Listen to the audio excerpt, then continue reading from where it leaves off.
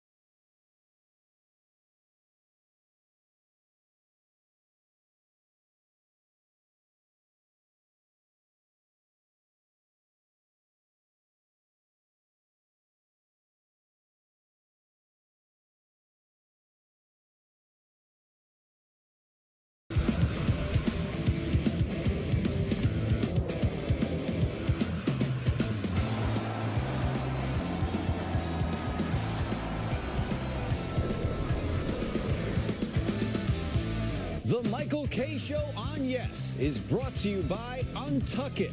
Shirts designed to be worn untucked. Shop now at untuckit.com.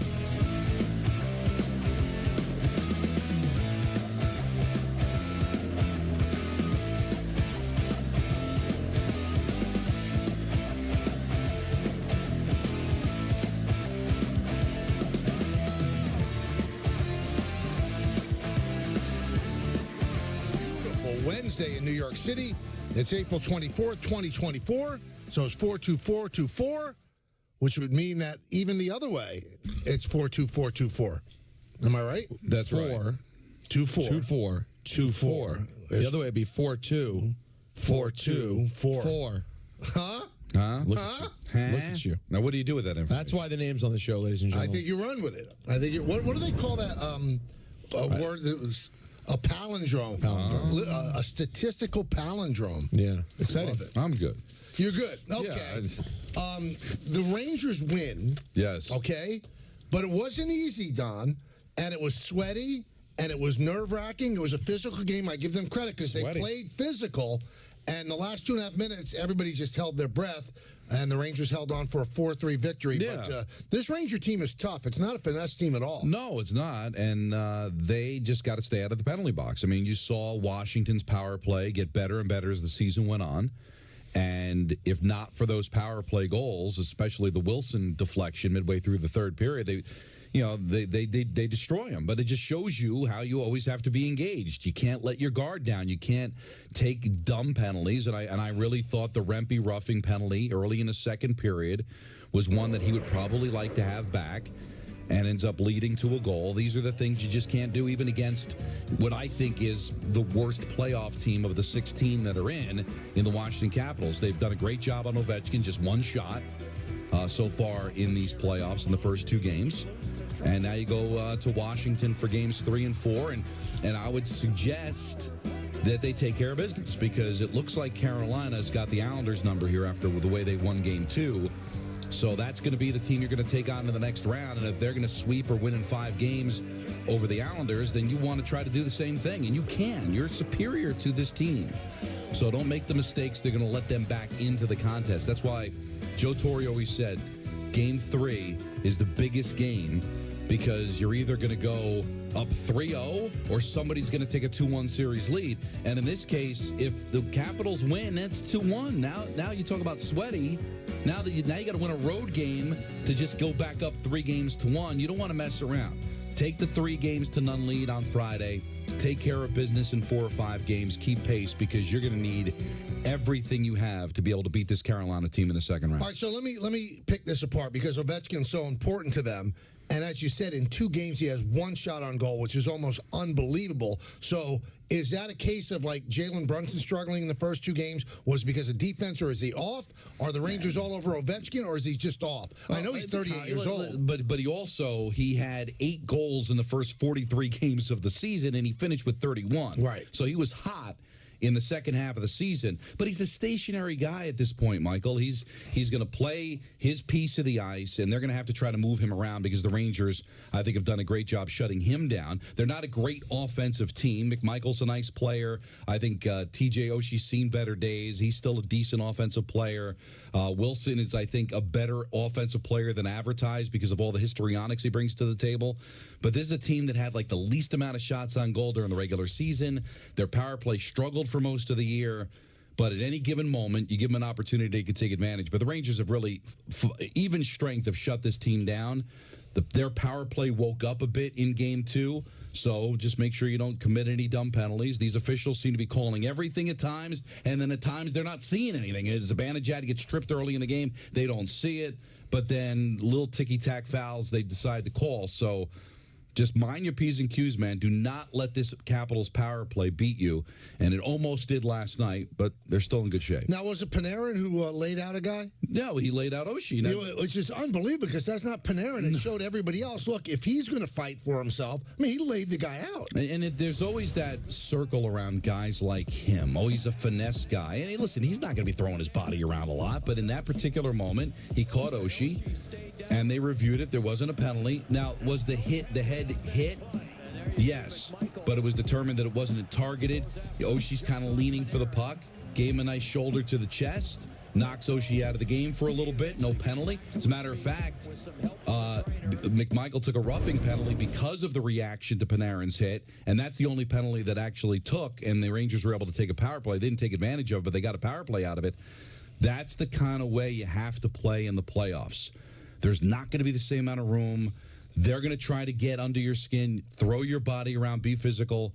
And I don't know how much of the game you watched, Michael, but as much as they want to play physical, they're still a finesse team. And you saw that shorthanded goal by Miller, just how unbelievable, how unreal the vision is from Mika Zibanejad. Yeah, even Miller said that. He couldn't believe that Zibanejad saw him. There are times, now listen, it happens sometimes where, especially with Panarin, like there'll be a pass and be like, what the heck was he looking at? But then there are times it's like, he's got eyes in the back of his head. And that was a huge shorthanded goal. And the way the game turned out, they ended up being the game-winning goal because of the Wilson power play. So they're extremely skilled. But in these playoffs with so little room to roam, you got to be able to throw the body around. You got to be physical. You got to play well defensively, and that's exactly what this team has done so far in these playoffs all year long. And I know it was sweaty, but guess what? Knicks found that out in Game 2 as well. Not every game is going to be a walkover. Not every game is going to be easy. And I thought Laviolette somebody asked Laviolette the question. I think it was Dan Rosen from NHL.com. Like, how important is it to face that early in the playoffs? Like, you know you're going to have games like that if you're going to win a cup. Mm-hmm. So isn't it good that you won the game, but maybe you did have to squeeze one out? As you said, get a little sweaty early. Okay. And then it work out for you, and you know, hey, we can handle it. If it ever gets close, we could take care of business. So I thought last night was a fun game.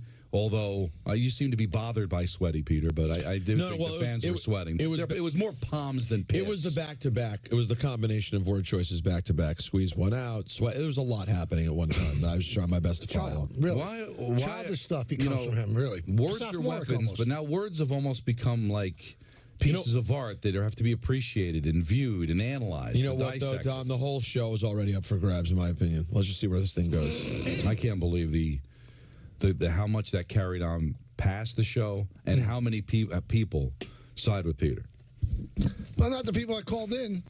Well, there's so many issues there. What are the issues? The people who call generally are yes people, and the yes people always love you because you're the almighty Michael K. Whereas the radio listeners, who might be a little more apt to see where I'm coming from, they don't call. And the yes viewer with the rotary phone doesn't like Peter. No, whoa. In general. That's No. The people that you're talking about, the yes viewer, The Michael Michael K sycophants. show that are the Michael K sycophants do not like you. That is often true, and they don't like when I disrespect their hero as they see it. I have never, ever in 22 years been treated like a hero on the show. I'm treated like a zero. That's why I don't understand why they get so offended. Like I should treat maybe it's a continuing offense to them. So but don't they realize part of your charm is that you don't act like some deity who can't be talked to by your colleagues? Things are changing. Really? Yeah, I'm going to be that guy. You're going to be the one who goes to management and says, guy. You're not. No. I'll take care of it. Management. Who's management? I'll get called. I'll get called aside and say, Michael didn't love what happened the other day. He wasn't comfortable. Right. And I would be the one calling you aside. And I refer to myself in third person. Yeah, Michael didn't like that. Just so you know, Michael wasn't comfortable. Yeah. So the final 2.5 minutes, Don, that's the sweatiest part. Oh. They pulled the goalie. They had the man advantage. And, I mean, the ice was tilted in Washington's favor, and the Rangers held them off. I brought this up on my Game Misconduct podcast. Where you can get podcasts. Where you get podcasts. Yeah. And EJ was our special guest, great EJ Raddick. Great EJ Raddick.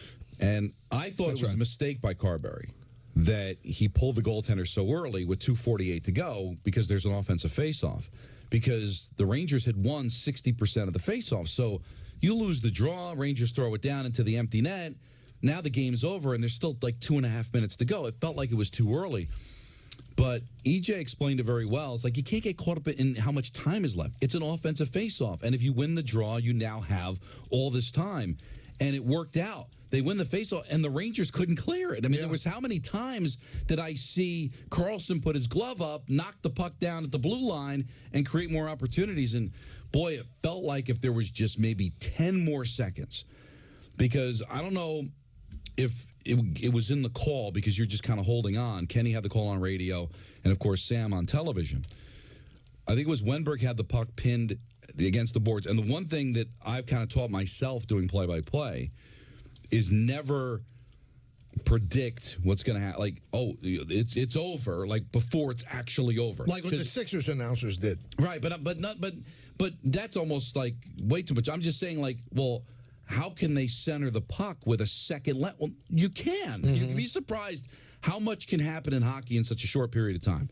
So it's pinned behind the net against the board, and it's like 1 second left, and like you're saying it's over, and then a pass goes to the front. There's Pacioretty.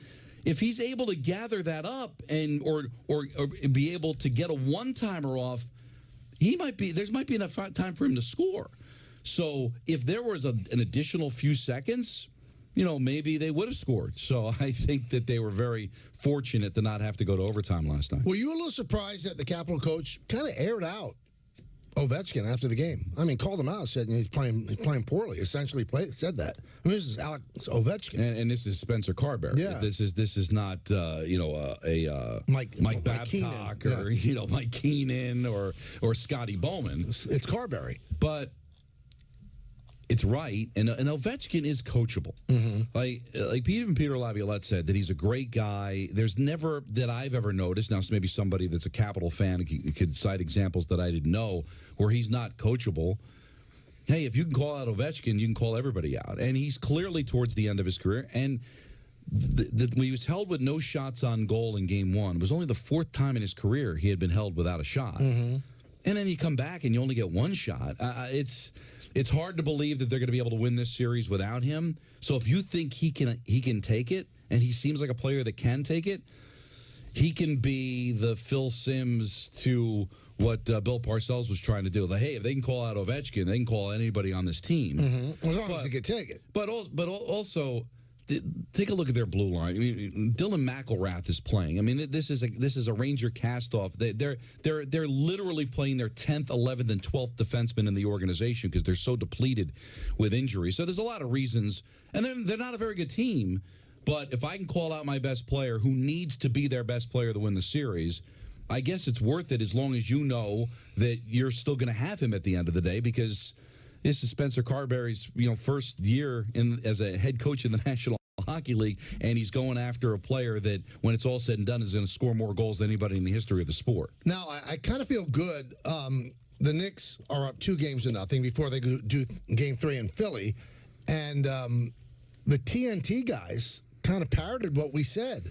What is the purpose of this 2-minute review? What does it do? What does it do for you? And I thought of another angle of it, too. So for those that don't know, toward the end of the show, the 2-minute review came out, and they said, they missed a call on Hart. They missed a call against Brunson, that, they should have been called for fouls against Maxey during the inbounds. They missed the Nick Nurse timeout attempt. You're in bed with the gambling companies. Well, why are you admitting that you were wrong? The people that had bets on that, if they had Philly on the money line, they lost their money on bad calls. I get what you're saying, but when is transparency ever a bad thing? When you can't do anything about it. But if you don't say anything, right? Let's just say, hey, that's just the way it goes. Your silence is acceptance. So your silence is saying that I'm defending the call, that I believe that those were the right calls. If you don't defend it, you either come out and say they're the right calls, or you're silent, then people are just going to assume you think they're the right calls, or you say, no, listen, our bad. We messed it up. Now, do I think there should be something attached to it? Meaning, okay, look at all the things that were wrong. Those officials aren't going to work the rest of the series. Or they're going to be disciplined in some way, because we can't have these kind of mistakes in a big spot. But don't you want your league to own the mistake rather than deny the mistake and then lead further fuel like, they're never going to do anything about it. They're blind. They're sycophants for their officials. They're telling you officials made the mistake. We all know you can't go back and change it, but at least admitting it kind of makes you feel like, all right, the NBA is on top of this. See, I don't feel the same way you feel. I just don't. I think it's like rubbing salt in the wound. Now, as I said yesterday, what I would do, I pull the officials aside. You got these wrong. Well, this can't happen. But that has to be happening. But in a game, that has to be happening. But then you're telling the public. So people in Philadelphia are furious. People that bet the Sixers on the money line are furious. I mean, I don't know what kind of parlay bets there was, what exotics they had. People lost money because of this, and there's nothing that you could do. And you're admitting the mistake. But I don't. You're bringing gambling into it. I don't know what that has to do with anything. It has everything to do with it, because the leagues are in bed with the gambling sites. So I mean, you're trying to say, well, we were wrong. Well, but you can't do anything. So people lost their money. But even if they don't admit that there were mistakes, people see the non-calls. But that's now the league is saying we were wrong. What leads to more impropriety? Them admitting, listen, these are the mistakes that were made in the final 2 minutes, or I didn't see any mistakes. I'd rather not know my wife is cheating on me. Right, then find out when it's too late. Right. Well, what can you do? Well, I mean, what can you do? But you can't. But I think the whole reason they have the 2-minute report is it's already known. We can't do anything about it. But now there is documented proof that mistakes were made. But to what end? What does it do? Well, it's probably going to fall down on these officials. I don't think. I mean, Angel Hernandez continues to work. You can be a bad official, bad umpire. Because baseball and the union, I don't know what the heck's going on with everything. The NBA has strong officials union. So what would you? Sorry, I get it. So Major League Baseball is silent about Angel Hernandez, right? I mean, they never call him out. They never send it saying, yes, he was wrong here. But there are websites that tell you how wrong they are. Well, my eyes can tell me how bad an umpire he is. Yeah, your eyes could be seeing through orange and blue glasses. So, I mean, before you could say, well, those are bad calls if you're Sixers fans. But now they're coming out and saying, by the way, we blew that call. Okay, now what? Well, what'd you just do? We blew the call. So what? We're still down 2-0. So, but either way, you're still down 2-0 whether they admit it or not. Okay, so that's we know that. There's nothing we can do about it. But don't you think admitting it makes you feel worse? It may make you feel worse, but what the league is trying to say is if we don't say anything, then we're telling you that there was no impropriety. There was nothing wrong. No. Our officials are perfect. As long as you don't have a 2-minute report, you're not admitting that they were right. You're just not saying anything. It's private business. And then people behind the scenes. And then people may notice that a certain officiating group doesn't get used in a big spot. Like, you may find out that they were obviously disciplined because they were taken off of a series. But I'm with Michael. When Shaq and Barkley both said it's terrible to have this thing come out. They're just acknowledging they got everything wrong. Nothing you can do about it. But now you go into it knowing you were cheating, and it sort of invalidates the Knicks with their win too. Mm-hmm. I don't see the wisdom of it. I know what Don's saying. When is transparency bad? Transparency is bad when you can't do anything about it. But I do think that now there is admission of guilt. It will eventually fall on the officials because now the league doesn't have your back. They admit you made a mistake. So what I would hope is that if it piles up to this point, you will start to see officials not working playoff games, be pulled off of series when they're not very good. Now, why Angel Hernandez continues to work, God only knows. But because Major League Baseball never admits he makes a mistake, I'm left to assume that Major League Baseball doesn't think he's a bad umpire. But the NBA is telling you our officials screwed up. Can't do anything about it, but we're at least admitting they screwed up. Now, what I hope happens when these things begin to pile up, that those officials don't work big games or eventually lose their jobs. And I do think that if that's going to have to accumulate, won't it? I don't know. Again, we don't know that. All we know is that they put out a 2-minute report for what reason. Like, I was in a car accident in January, right? So they did the policeman did a report, and it was the other guy's fault. And you know what happened? My insurance doesn't have to pay. His does. Right. So there's a ramification. There's no ramification for what the NBA does. I don't know that. I'm sure they get evaluated, and these 2-minute reports are probably a way that they get evaluated, for sure. But, the same thing happened in the NFL. It's been happening in the NFL for years. It's not an evaluation as much as they'll apologize to a team. I remember there was one time the Giants were playing the Raiders. There was a fumble at the end of the second quarter that they said wasn't a fumble. And then then I remember, because I was covering the Giants at the time, that Monday, Jim Fossil showed a letter saying, I got an apology from the NFL that should have been a fumble. Right. So what would Charles K., my dad, say? Sorry, it doesn't fix the line. I knew it. Doesn't fix the line. But I guess it just puts the NFL out there to say, hey, we're watching, we're paying attention, and when we mess up, we're going to admit our screw-up. Now, I'm with you. I'd like to know what happens. Are these officials evaluated? Do they get let go? Do they get suspended? Do they get taken off a playoff? I would think the best officials work the postseason. And how did they determine they're the best? Well, maybe this 2-minute report is a way to determine who's the best and who's not. I understand the NBA getting out in front of it, Michael, because if they're going to evaluate their officials in this way, don't you think in some way it's eventually going to come out? So why not get out in front of it? Then to have Woj discover it somewhere that the NBA has a report on all the missed fouls, and people will be screaming, well, how come we didn't know about this? How come Woj had to dig it out somewhere? I guess the NBA is just saying, we're not perfect, our officials aren't perfect, and when a mistake is made, we're going to own up to it and say, all right, our bad. And I think everybody realizes you can't go back. Yeah, that's why no matter what. I don't want to know. I just don't want to know. And I think a lot of people feel this way. I mean, I hear what you're saying. I don't necessarily agree. But you don't. But you know basketball. You covered basketball. Mm-hmm. You said before this report came out that you believe Lowry was fouled. Right. So why would your opinion change the fact the NBA admitted it? You knew he was fouled. But Stephen A. Smith knew he was fouled. You already had your opinion. And then the guy out there that has the opinion that he wasn't fouled isn't going to be swayed by the NBA admitting it. People are going to own what they own. They have eyes. They see. But the one thing that you'll always hear is, oh, there's a conspiracy theory. They really want the Sixers to win. They don't want the Knicks to win. The NBA hates the Knicks. But if you go out there and you admit mistakes were made, the transparency, I think, is always a good thing. Yeah, and the Knicks are still up, and you could say that they shouldn't be. It should be 1-1. Yeah. But you would have thought that anyway. I would have thought it, but it wouldn't have been, confirmed to me. And so, Don, to just argue again that the transparency is a good thing. At the end of the series, do you really want a team to be able to sit there at the podium and go, what do you want us to say? We were rooked. Right. They admitted we were rooked. We should have won. Look? Does that work well if a head coach gets up there and goes, well, guys, hard for me to talk about what happened in the series when the officials admitted they got the series wrong? And that cost us everything. But we always go back to the 85 World Series and the Denkinger call. Everybody knew he was out. Everybody in the world saw that he was out.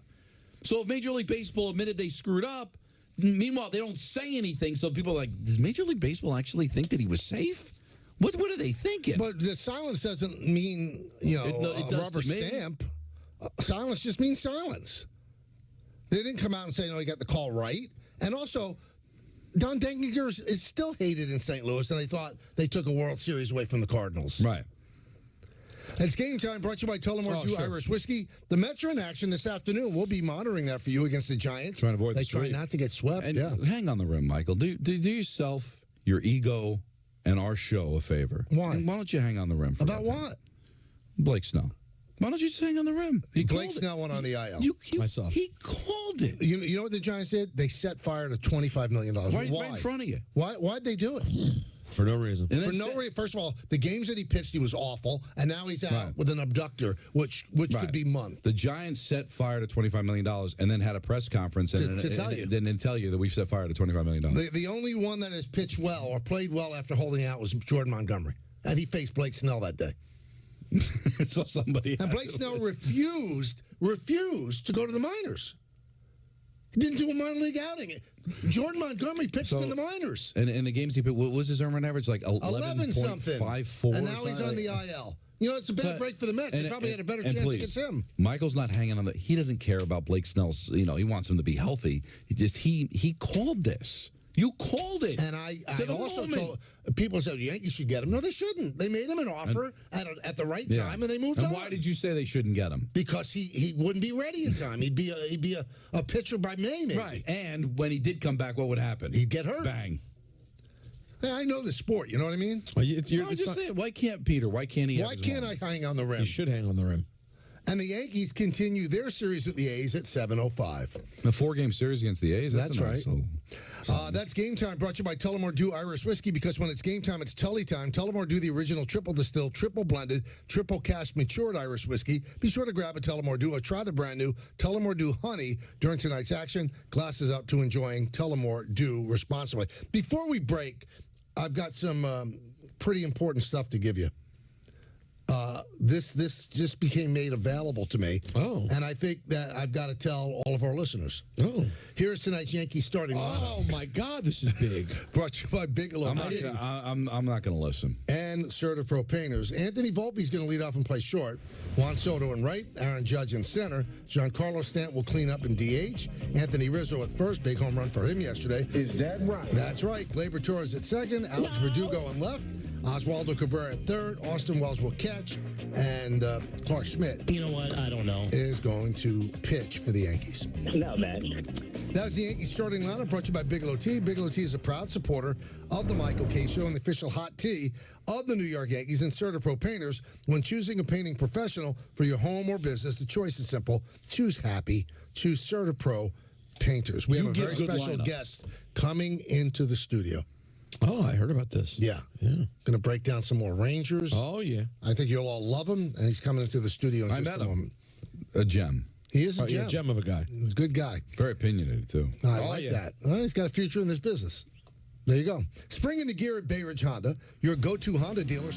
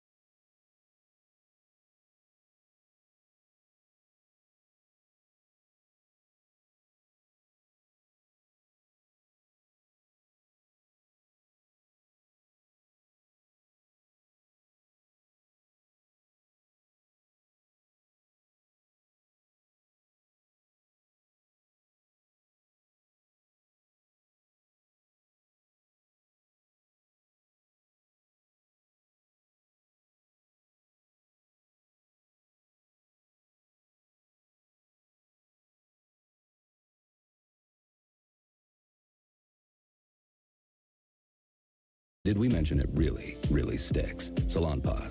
It's good medicine. Hey, so I found a betting system that's really working great for me. So did I. What's yours? I set up an hour-a-week time limit on FanDuel. I can also set up wager limits, so I only bet what I can afford, and betting stays fun. Right. So what's your system? What's that? Your system. What's your system?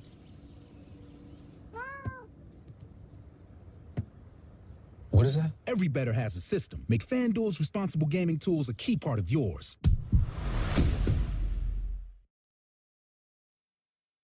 When I hit 80, I needed help around the home. A friend of mine told me to call Freedom Care, and they'll pay my granddaughter to take care of me. Funded by Medicaid, Freedom Care allows people to choose who provides their care, and the caregiver gets paid instantly after their shift. Life is sweeter with her around. Nana gave me so much joy as a child. Now it's my turn to return the love. Call now to find out benefits and pay, and how fast you can get started. We got paid to be losers with Healthy Wage. I found Healthy Wage, and I was like, I want to win money and lose weight. I think Healthy Wage is just a really good platform to make some money and lose some weight. You set a goal, lose weight, and get a return investment on yourself. I already wanted to lose weight, but with Healthy Wage, I was actually able to be rewarded. Seeing that big amount of money, I was like, woo. If someone was on the fence about using Healthy Wage, I would just show them my check. Get paid to get healthy at healthywager.com. Right now, you can get any large pizza for just $12 from Pizza Hut. Any pizza, any crust, $12. That means meat lovers, supreme, or create your own with any toppings, just $12. This deal won't last long, so order any way you want now. As a mom, I want my kids' lives to be filled with joy and possibility, and I want that for every kid. That's why I support No Kid Hungry. They work in schools and communities to make sure every kid gets the healthy meals they need. Please join me in supporting No Kid Hungry for all kids.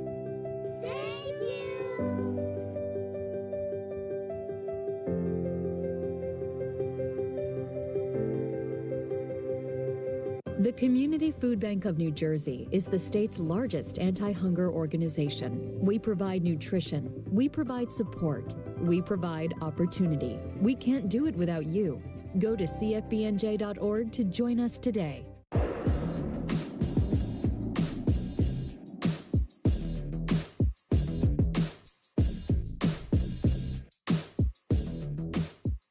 All right, so we're so thrilled that Matthew Welling is joining us here in the studio. He's one of the longest standing and most beloved Garden of Dreams young people. In his 10-plus years of participation with the Garden of Dreams, he's performed in many talent shows, attended games and concerts, been on MSG networks, and much more. Now, Matthew was born with an extremely rare genetic disorder that has caused several life-threatening side effects, has left him legally blind with zero vision in his left eye and minimal vision in his right. But that doesn't stop him. With all the medical challenges that Matthew has faced, he's not only survived, but has completely thrived in life. He remains positive and maintains incredible grades. How about this?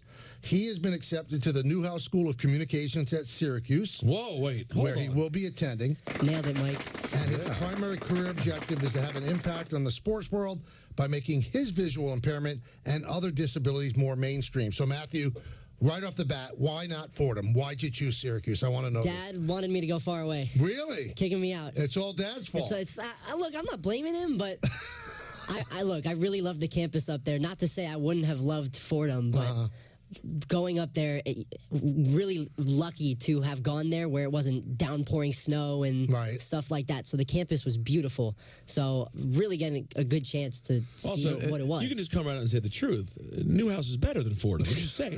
Matthew's a nice kid. They have an impressive I'm trying to be nice. I'm trying to be. You don't have to be. I'm trying to get my invite back. No. You're good. Newhouse is great. My lone rejection in my college Smart. applications. So obviously they make some very good decisions. Yeah. Congrats, though. That's an awesome accomplishment. Thank you guys. Appreciate it. No, that is awesome. So I know you're a huge Ranger fan as well as Yankees, of course, Giants, and Knicks. Of course. Let's talk about what was that? All the originals. All the originals. Let's talk about the Ranger game yesterday in the series so far. What do you think?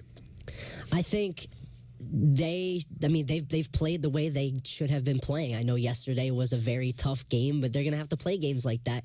And Don, I want to know what do we think about how they go from here, because yes, they played a very tough game, but going to DC, they split the series this season in there. So I want to know everyone's thoughts. Yeah, it's been a little bit of a house of horrors for them. I remember being up there late last year when the Capitals were out of it. They're like, "Oh, you're going to beat us, 6-2," and they ended up winning 6-2. The Capitals, right? It's not going to be easy. I don't think anybody expects them to win every series 4-0. Of course not. So, but I think tomorrow is the difference between maybe getting in a long, engaging series or finishing them off in 4 or 5. So I think Friday's game is going to be huge. Yep. Stay out of the box. Yeah. I love Matt Rempe as much as everybody, but if he's going to commit penalties, that's going to be a problem, because if they're going to bring Hedl back, which I think at some point they will, it's going to be at the expense of Matt Rempe. So I think Rempe's great, but he's got to stay out of the box. They've got to stay out of the box, because I think that's the only way the Capitals can give the Rangers trouble is on the power play. Totally. Exactly. I'm calling nonsense at something Don said, though. What's that? What? He said, I like Rempe as much as everyone else. No, he doesn't. He does. No, you don't. It's just something you say. Right. You like him a little less than the way the Rangers fans love him. It's a phrase, but that's too awkward to say. I'm just trying to make the point that, listen, I love him as much as the next guy, but no, I can't love him as much as the Ranger fans do. They're chanting his name during warm-ups. No, totally. I mean, I was there. Great to be there on Sunday. I was over there on Sunday. Electric. It was bedlam in there. So they were all chanting for him as soon as he got onto the ice. They were chanting for him. Right, which is unique for a fourth-line player who hasn't accomplished anything yet in this league. Right. Is this team good enough to go all the way? Oh, most definitely. I think, yes, there's the President's Trophy curse, but they have proven time and time again with comebacks and fought-out games just like yesterday that they have the capabilities to do so, even if, let's say they get to the final and they lose. But obviously, we don't want that. We want them to win. So they definitely have the capabilities to do you know, Matthew, that Don makes fun of me because I call it the President's Cup? Not the President's Trophy. It's sad. Yeah. It's not a yacht race. It's not a yacht race. Yeah, it's not good. Neither is the President's Cup, it turns out, but whatever. The point remains. But it's still the point. I don't like it. Matthew, let me ask you, what championship we have in this moment?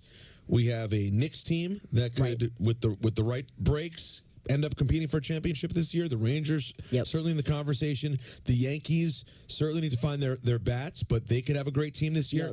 We're talking about a Giants team that could be drafting a quarterback. What championship would mean the most to you as a sports fan? I think, being such a diehard Yankee fan, Michael, as soon as I was born, one of the first words Dad said to me was, "Don Mattingly is your favorite player." What a good dad. So yeah, I think that is number one for me. I was 2009. I was 3. Yeah, or 4. that's a bit young to appreciate it. I mean, I've sat through all those playoff games. I think the Yankees are something that would hit home closer. I want to ask you a little bit about your vision. Yeah, no, go ahead. I've been a little vision obsessed recently because I just got glasses for the first time at 44 years old. So I've been talking a lot about it, right? And it makes me think about it from through a different lens, pun intended. So obviously, one eye, as Michael said, you don't have any vision. You have limited vision in the other eye. Correct. How can you describe what your vision is like? So it's very minimal. I don't really have peripheral. It's just everything's close, and so when I'm at school, I'm doing everything enlarged and everything's close up. So are you able to take in a hockey game and see what's happening? So how much can you take in? So I'll tell you. So most of the times, even how expensive they are, we try to get seats in the wheelchair section. They have the TVs up there, so that is the closest that I can interact fully with the hockey games. I mean, I know a normal fan, it's hard for them to see the puck and know where it's going. But for me, either way, I'm just there for the experience. But can you take it in on television decently? Yes. Oh no, totally. I mean, 2 feet away from the TV. You can. So as long as you're up close, you can still take in things with some sight. Totally. And if not, you always get to hear the sweet sounds of Don LaGreca when he's calling the Rangers. Of course. Which you'll be doing this weekend, Donnie Pucks. Yes, I will. So when you're looking at Peter now, right, you could tell he's not that great looking, right? Again, I'm trying to be nice and get invited. I'm trying to get invited back, so I'm not going to say anything. Very good. He's political as well. Yeah, don't worry. It'll probably make more likely for you to come back. Don't worry. Now, we have a little surprise for you, which I don't think you have any. I hope you don't have any idea I have about. No idea what's about to happen. So can we bring in the little surprise that we have? Is this why the strippers were in the hallway? No, these are not strippers. Sorry. Wait a minute. Sorry. That's terrible. So Matthew the Garden of Dreams Foundation, and why don't we bring it here so the camera can see it, has a check for you. Oh, my gosh. For $60,000 to go toward your education at Syracuse. Oh, my gosh. And by the way, for those listening, it's the big Price is Right style check. This is the Big Daddy. $60,000. $60,000, Matthew, will probably get you halfway through your first year. Isn't that great? I'm speechless. No, the Garden of Dreams has been so great to me, and every opportunity that I get to have, I take for granted, and I'm just so appreciative, and I'm very thankful. I think you're at a loss for words here, man. I am very at a loss for words. Look at that. Right now. I mean, it's unbelievable. Now, students that who have received this scholarship have attended Harvard, NYU, Columbia, Syracuse, Baruch, Howard, and Spelman, to name a few. 145 total students have been awarded the Garden of Dreams Inspire Scholarship since 2015. The Garden of Dreams does unbelievable work. They really do. For them to do this, yes, they do. It is so incredible and kind, and I think they've made an investment in really a great young man. I appreciate that. Yeah, I think we've all been blown away from the second you showed up, man. So well deserved. Thank you. We're so glad we got to share this with you. No, of course. Appreciate for you guys being a part of this. And I can't wait to work with you one day. No, it's going to take your job. I'm not saying anything either. Not saying that either. Here's my advice, and I'm always a little off center. Of course. Dad's going to pay for the school anyway. Use this for dates. Take women out. Yeah, 60 grand. There you go. That's a lot of dates. He's going to do very well. And if he was you, Michael, he wouldn't even be interested in a date until he was in grad school. That's right. That's right. And I heard the big place at Syracuse is the varsity. Of course. Yep. Right. So had that. Of course, 60 I had grand. that. That's a lot of fries and burgers and pizza. Pizza. Yeah. Oh my goodness. Very cool. Now I don't know if we could take. Can he take that to an ATM? It's a little too big to check. But that is just a symbolic gesture. Is that 3.5 feet long? Yeah. And about 1.5 feet. Well, I don't know. This isn't Happy Gilmore. I'm about to say, in Happy Gilmore, you can pile them in the backseat of your car and take them to the bank at the end. Oh my goodness. Well, I love the fact that you were totally taken off guard. Totally. No, completely. Yeah. Completely. I'm like, oh, we're going to talk Rangers and have some sports talk. So how did they sell this? How did they sell this to you? Because we were told 80 times, don't blow the secret. I mean, Don, you think that they think we're stupid because they want us to pay back, make sure we pay people back for coffee. They maybe told us 150 times, don't congratulate him when he walks in the door. Do you know that John Winthrop, or Pinhead PD, I was here early, and he told me again, and I snapped at him. I said, that's 20 times. I know. Am I a moron? Am I a moron? It made me, by the way, and the amount of times he told me put me so on edge. Right. The whole time I was trying to enjoy a wonderful conversation. There was so many times that we wanted to tell you. No, of course. Just to spite them. Right. No, obviously I have my speculations, but obviously that's not my main focus here, is to just come here and have a good time. So I'm completely brought off guard. That's awesome. Well, I'm glad that you got to give us your Ranger take, but more happy that you got this $60,000 check. Big shout out to the Garden of Dreams. What an awesome Garden of thing. Dreams does unbelievable work. You know who's smiling the most? Dad. He's saying, wow, that's $60,000 less than I have to pay. Yeah. Very cool. Very cool. Well, Matthew, best of luck. Thank Keep you in guys. touch with us, all right? Thank you guys, of course. Yeah, that's so great. I'm thrilled. Yeah, me too. Yeah, and now I'm even verklempt. Are you verklempt? Yeah. Oh wow, good for you. I haven't heard that in a while. There you go. You haven't watched an old episode of SNL in a while? All right, well, now I'm going to show you what they're going to teach you in Newhouse, how you do a flawless read from my good friend. They can't teach you this. Is that It would what really be embarrassing. 60 grand ain't enough to learn this. It would all right? really be embarrassing if you made a mistake. I am so praying that you stumble. Yeah. All right. I'm going to stare at him. All right, stare right at me. All right, the road to the NBA Finals starts now.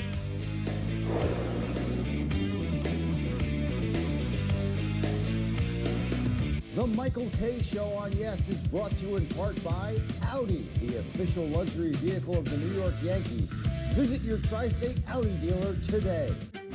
Is it possible to be more capable and more practical? Be able to perform here and here. Make a statement while barely making a sound. And command the road, as well as what lies ahead. How we get there matters. Get exceptional offers at your local Audi dealer.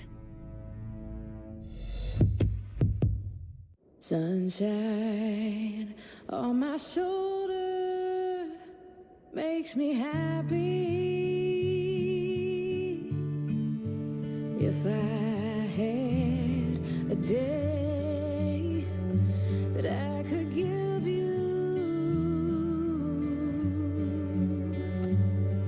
I give to you a day just like today. Yes Network is now streaming on Fubo. Watch the Yankees and more of your New York teams. Streaming live on all your devices. Plus, over 350 top channels. Start watching at FuboTV.com. Waiting for the break of day. Wanting just to stay away. New season, new reasons to say yes. Wow. Yes to the ultimate viewing experience. Aaron Judge crushes one. Yes to in-game live stats. And earn rewards and win prizes. Get all the Yankees action on the Yes app. Download now. The Library of Congress invites you to visit the revamped Veterans History Project website, where firsthand accounts shared by U.S. military veterans are accessible to the public. Performing a search of the collection is easy. First, go to loc.gov/vets. Click Explore the Collections. Scroll down to Search the VHP Collections and click. Make sure you're searching this collection, and with simple keywords, you can find what you're looking for. Visit loc.gov/vets today. I could stand here and tell you if my prostate cancer wasn't caught early, I might not be alive today. I could tell you that the cutting-edge research funded by the Prostate Cancer Foundation has helped patients live longer with less complications. I could tell you all of this, but really, it's up to you. It's your health.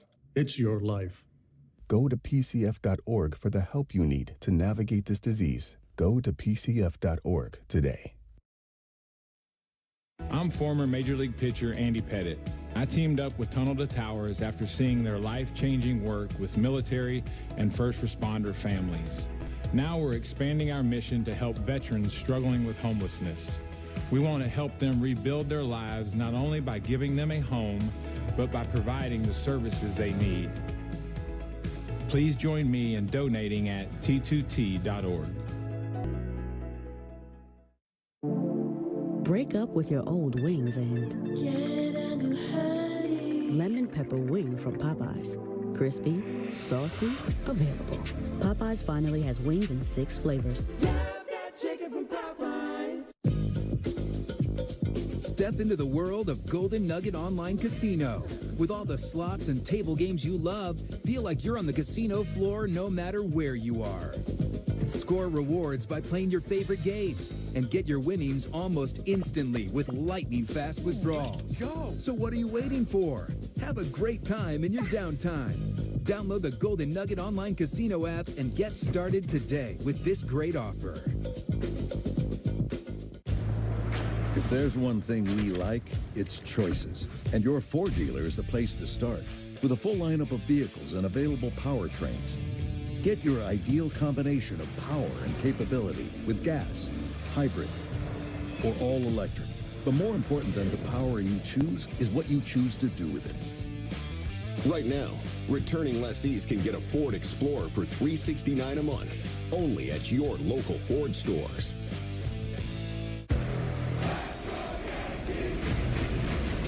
Monster shot by Aaron Judge.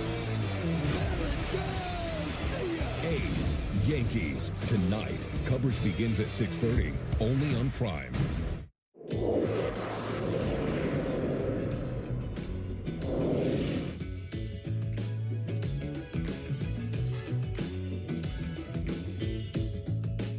The second annual DiPietro and Rothenberg pregame party is coming up on Thursday, May 2nd. Come out to see the live broadcast starting at 6 a.m. from Publicans in Manhasset, just steps away from Manhasset Station on the LIRR, where after the show, the crew will take the train to Citi Field for the matinee game against the Cubs. It's the pregame party with Rick and Dave on Thursday, May 2nd. Brought to you by Montauk Brewing Company. Celebrate the no-frills good life with Montauk Brewing Company, maker of New York's favorite craft beer, Wave.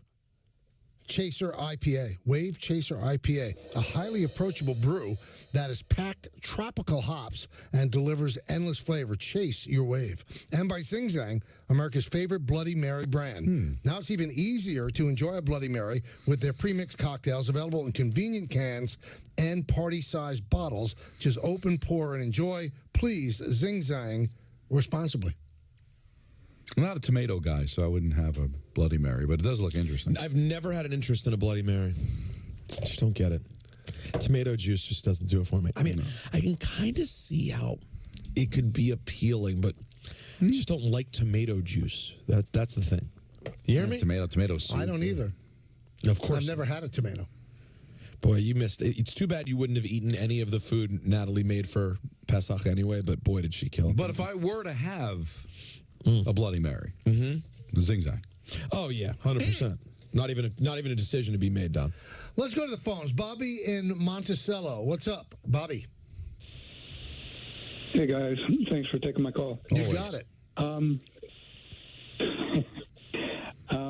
Okay, so the last game, Maxey and Embiid made up 70% of the offense. Mm-hmm. So I think that Robinson and McBride should play a more prominent role. And if you could get that down to, say, 50%, I would like my chances of winning the game. Well, even at 70%, you won the game. I don't think you're going to stop. Those are the kind of guys that are going to get their points, and you have to stop everybody else. Remember, in the play-in game, Nicholas Batum destroyed the Heat. The Knicks have stopped him from doing that. So if you stop everybody else, doesn't matter if they both get 70 points. Doesn't matter. They got a lot of points in the first game, too, and they lost. I mean, you just got to pick your poison. Let them score their points, but you've got to hold down everybody else, and that's exactly what they did. Dylan in Levittown. Dylan.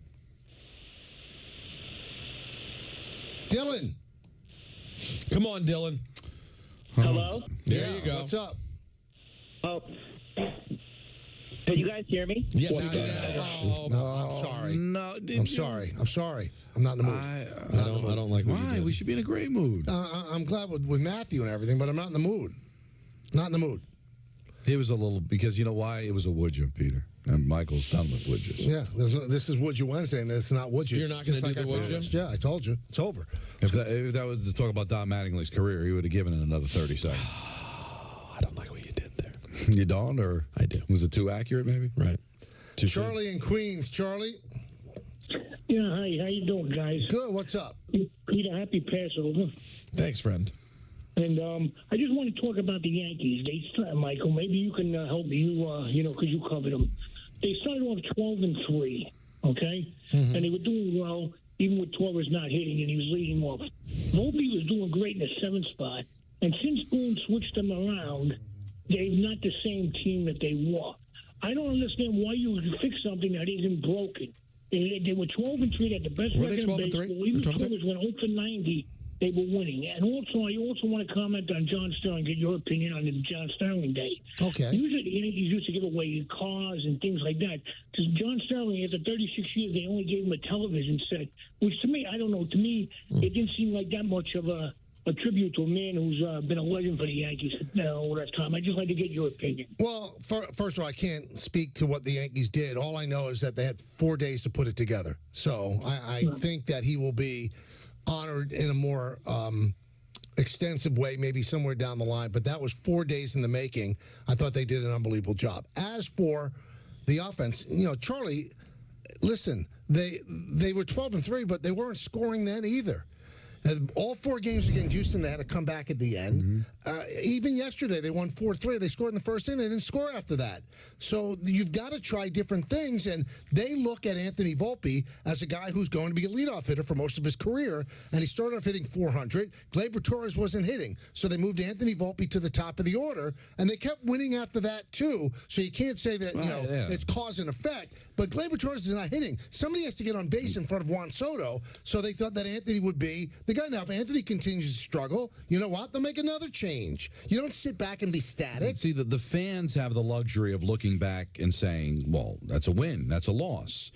And that ultimately is the judge of the quality of what you're doing. But don't the Yankees have to dig a little deeper and say, yeah, we're winning games, but is it sustainable the way the offense is right now? Let's try to shake it up. You want to try to get out in front of this. You don't wait till all of a sudden you lose 5, 6 in a row and say, now we got to make a change. I don't think you're swayed by the wins. You're swayed by what you believe this team is capable of doing. And then you look at the beginning of the season, Michael, they caught Houston at the right time. Houston's really struggled to start the season. I think they took advantage of the Diamondbacks when they played them. You just can't be pedestrian and just say, oh, we won the game, so nothing else matters. You've got to dig deeper. There's got to be different ways to get information than just the wins and losses. Chris and Cape May. Chris. Hey, how you doing, guys? Good. Hey, listen, I just wanted to tell you that young man you had on, that was really terrific, and it kind of hit home for me. My mother, she's gone now, but she was at 17. She lost an eye to glaucoma, and her vision in her other eye was, by the time she passed away, was next to nothing. And she was a huge Yankee fan, and she was a huge fan of yours, Michael. Even though she couldn't see, she refused to listen to the games on the radio. She would listen to them. She would listen to them on the TV. And she once said something to me. She said, Chris, I couldn't ask for a better son than you, but I bet you that Michael K's pretty good to his mom, too. Wow. That's a true story. I swear to God, that's a true story. That's really sweet. Yeah, and, I think it's important, like, as an announcer, everybody's not visually impaired when they're, listening to the television. But, the more detail you can throw in there, it's really important to a lot of people with issues like that, It's a lot more enjoyable for them to watch the game. She grew up a Dodger fan, and when they bolted, that she became a Yankee fan, right around that time when they left. So, again, I just wanted to thank you for having that kid on, and it brought back some memories for me, and I just wanted to share that story with you. Thank you. That's a great story, Chris. Awesome. And, that's always a very delicate balance when you're doing television. Because you know that there are people that are visually impaired that are watching, but like 99% of the people that are watching are not visually impaired. Now, when I became a radio broadcaster, Mel Allen told me, make believe that no one can see. And on radio, they can't, so you have to be their eyes. You describe everything.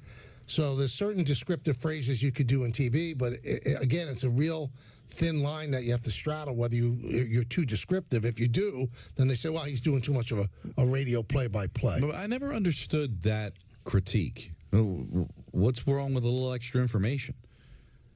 Right? Well, I remember when I got the job, Flip told me, my I guess, catchphrase on radio was I described the uniforms in detail. He said, well, you can't describe the uniforms anymore. I said, why? I said, because we see them. So it's not like not everybody can. But again, all right, but how does it irritate the person that can say it? Everything irritates people. It's a fair point, but not everything irritates them anyway. That's also a fair point. Thank you. My voice. Well, you know what? You better get it back because you got to tell us about BetterHelp. Well, you know what, Michael? I'm not going to tell you about BetterHelp, but I will.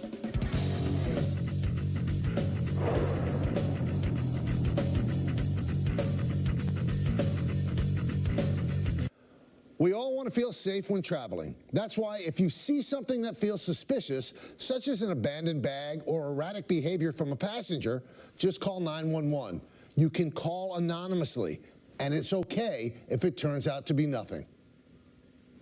Work together with the Port Authority of New York and New Jersey to keep our transportation facilities safe. Visit PANYNJ.gov to learn more.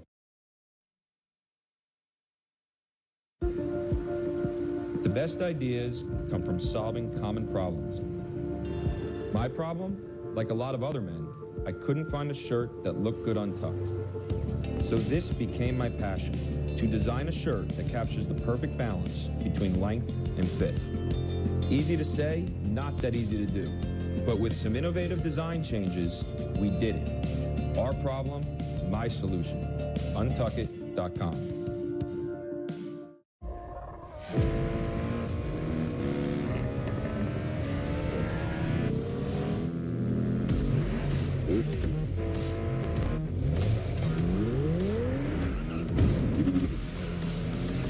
It's one fantastic ride.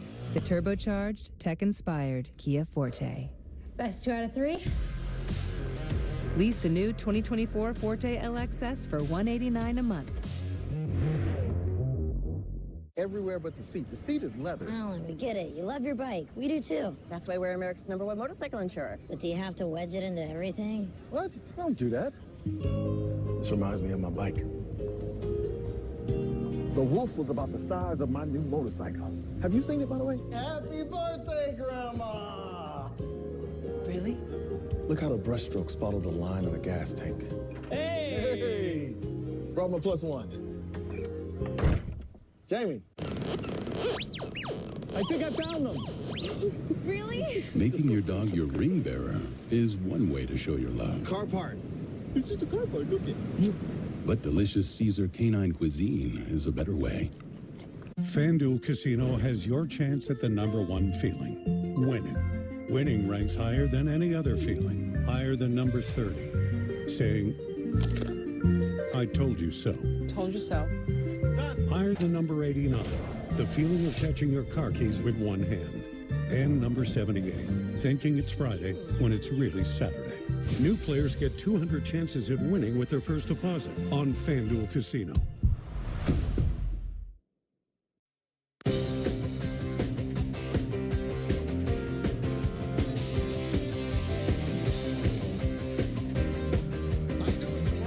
Tomorrow is the NFL draft.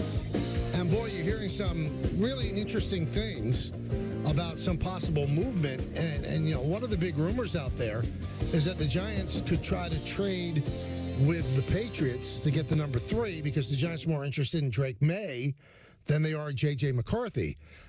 And, you know, I read stuff like that, and obviously there's truth in everything, and maybe that's what the rumors are. But, Don, so the Patriots are willing to go into the season with Jacoby Brissett as their starting quarterback? They're not going to select a quarterback?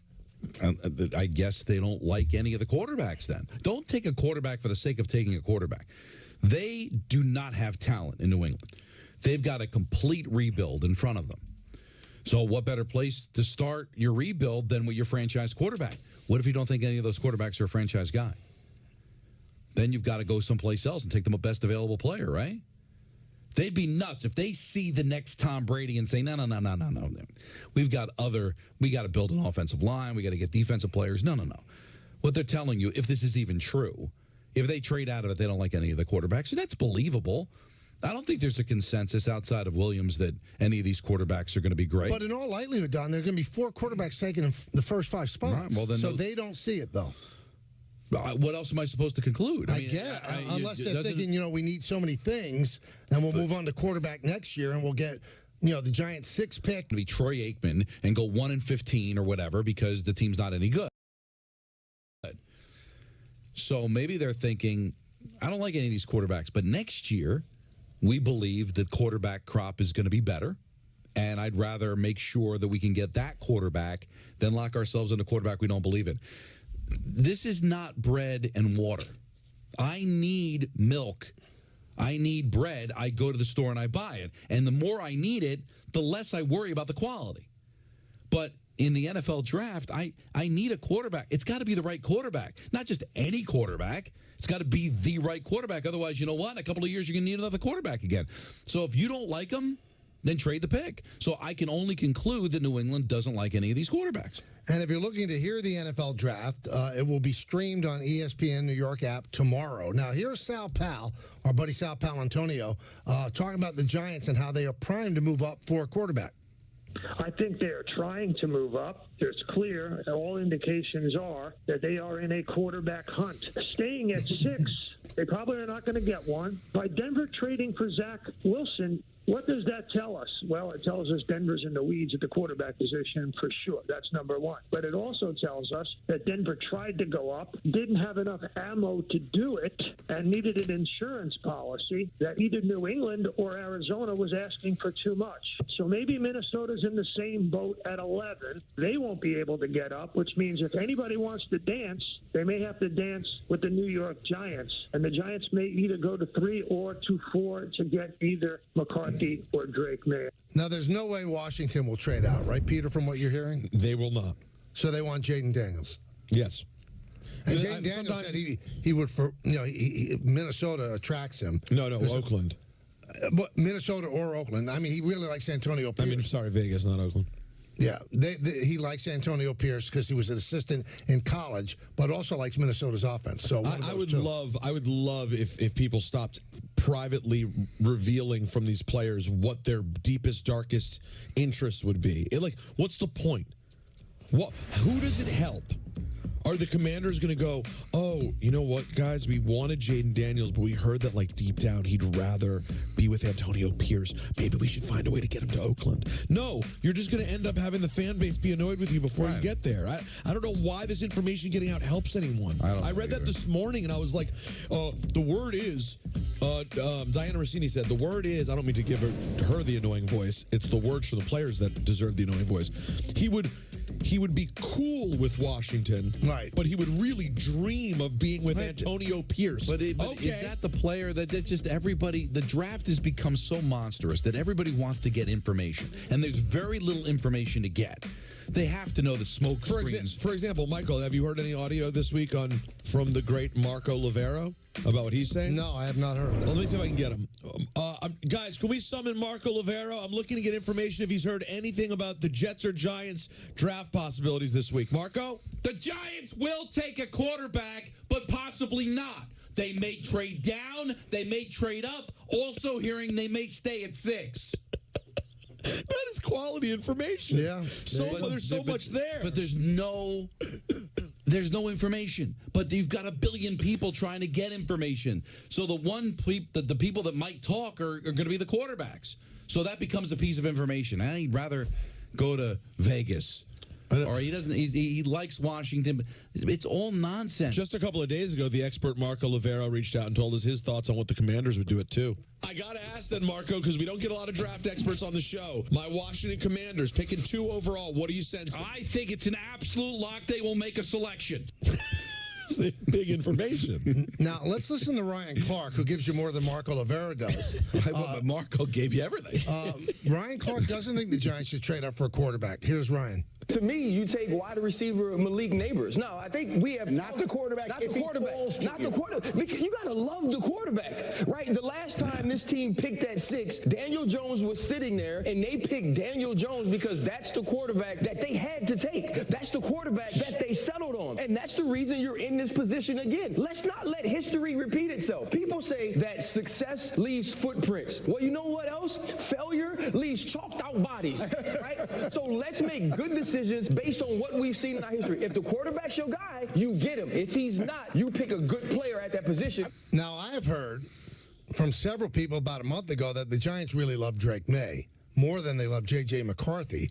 I just don't know how they get him unless New England is not high on him. Here's Mel Kiper Jr. about how he feels about Drake May. This was on DNR this morning. I think he needs a little time. I think he's got a ton of talent. This year didn't go the way he wanted late in the year. That's why he's not going number 1. He could have challenged Caleb Williams, I thought, with a great year. He didn't have that kind of season. He's got to work on his accuracy, consistency, shorten up and then tighten up that delivery a little bit. He's 21 years of age. When he gets in a rhythm, he's lights out. He can move. He's tough.